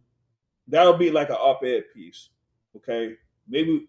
All right, I'll create 2 op-ed pieces. One, it'll be that tournament. 2, as I mentioned to somebody, I said it's going to be. I'm going to name 5. This is going to be my last one here before I roll out because it's been 3 hours. It's been over 3 hours. You have a well-known promotional company that has a history and everything like that, and they have a number of talented fighters right now, but given their situation, they are not able to make potential matchups that could really like take boxing to a great level, and it'll be something like how they used to do it. You know what I mean? Like the days of a Cotto versus Margarito or Cotto versus Pacquiao, or something like that. You know what I mean? So there are potential matchups within Top Rank that would be either very good or great within certain weight classes that if you had these matchups take place, it would be like, oh snap, yo, those would be great. You know what I mean? So I'll be able to see if I can come up with an op-ed piece on that as well. So those are 2 things to look out for on the Boxing Source website, theboxingsource.net. But yeah, it's been like over 3 hours here, chopping up and boxing. But like I said, this was like the Super Bowl of boxing. You know what I mean? All of these fights that happen Friday, Saturday. We got this stuff going on here with Zuffa Boxing right now. You know what I mean? So, and that was a lot to cover. You know what I mean? Shout out to everyone that's been able to listen live and then be part of the panel here. You got the topic here. You got Sherelle Thomas, that was on here with us. The Boxing Academic was able to join on. Neverfold Sports was able to join on here. We got more stuff that's on the way. I posted a number of interviews from the ProBox TV joint that went down on Friday. I still have more that's going to be on the schedule, for this week. I really want to see if I can talk to Kingsley Abbott, this week. I gotta be able to talk with him after he gets back from New York, because that whole thing there with Jarrell Miller, I gotta get his take on it, because You got to interview the barber too, man. Ask him what if you think that was gonna happen. Hey, that reminds me. I gotta share that post with the barber, come on, man. Somebody gotta get him on the line. That is just nasty work, bro. You know what I'm saying? But that's what we got here, man. I'll see if I get back on for the midweek report on Wednesday. But I got a few things that will be on the schedule for this week, so y'all be on the lookout for what's going on through the Boxing Source through YouTube, and of course, we're on here through Rumble, and we'll have this thing some sort in podcast form there, in audio form for people to listen to. But until next time, folks, I'll catch y'all later. Peace out, y'all.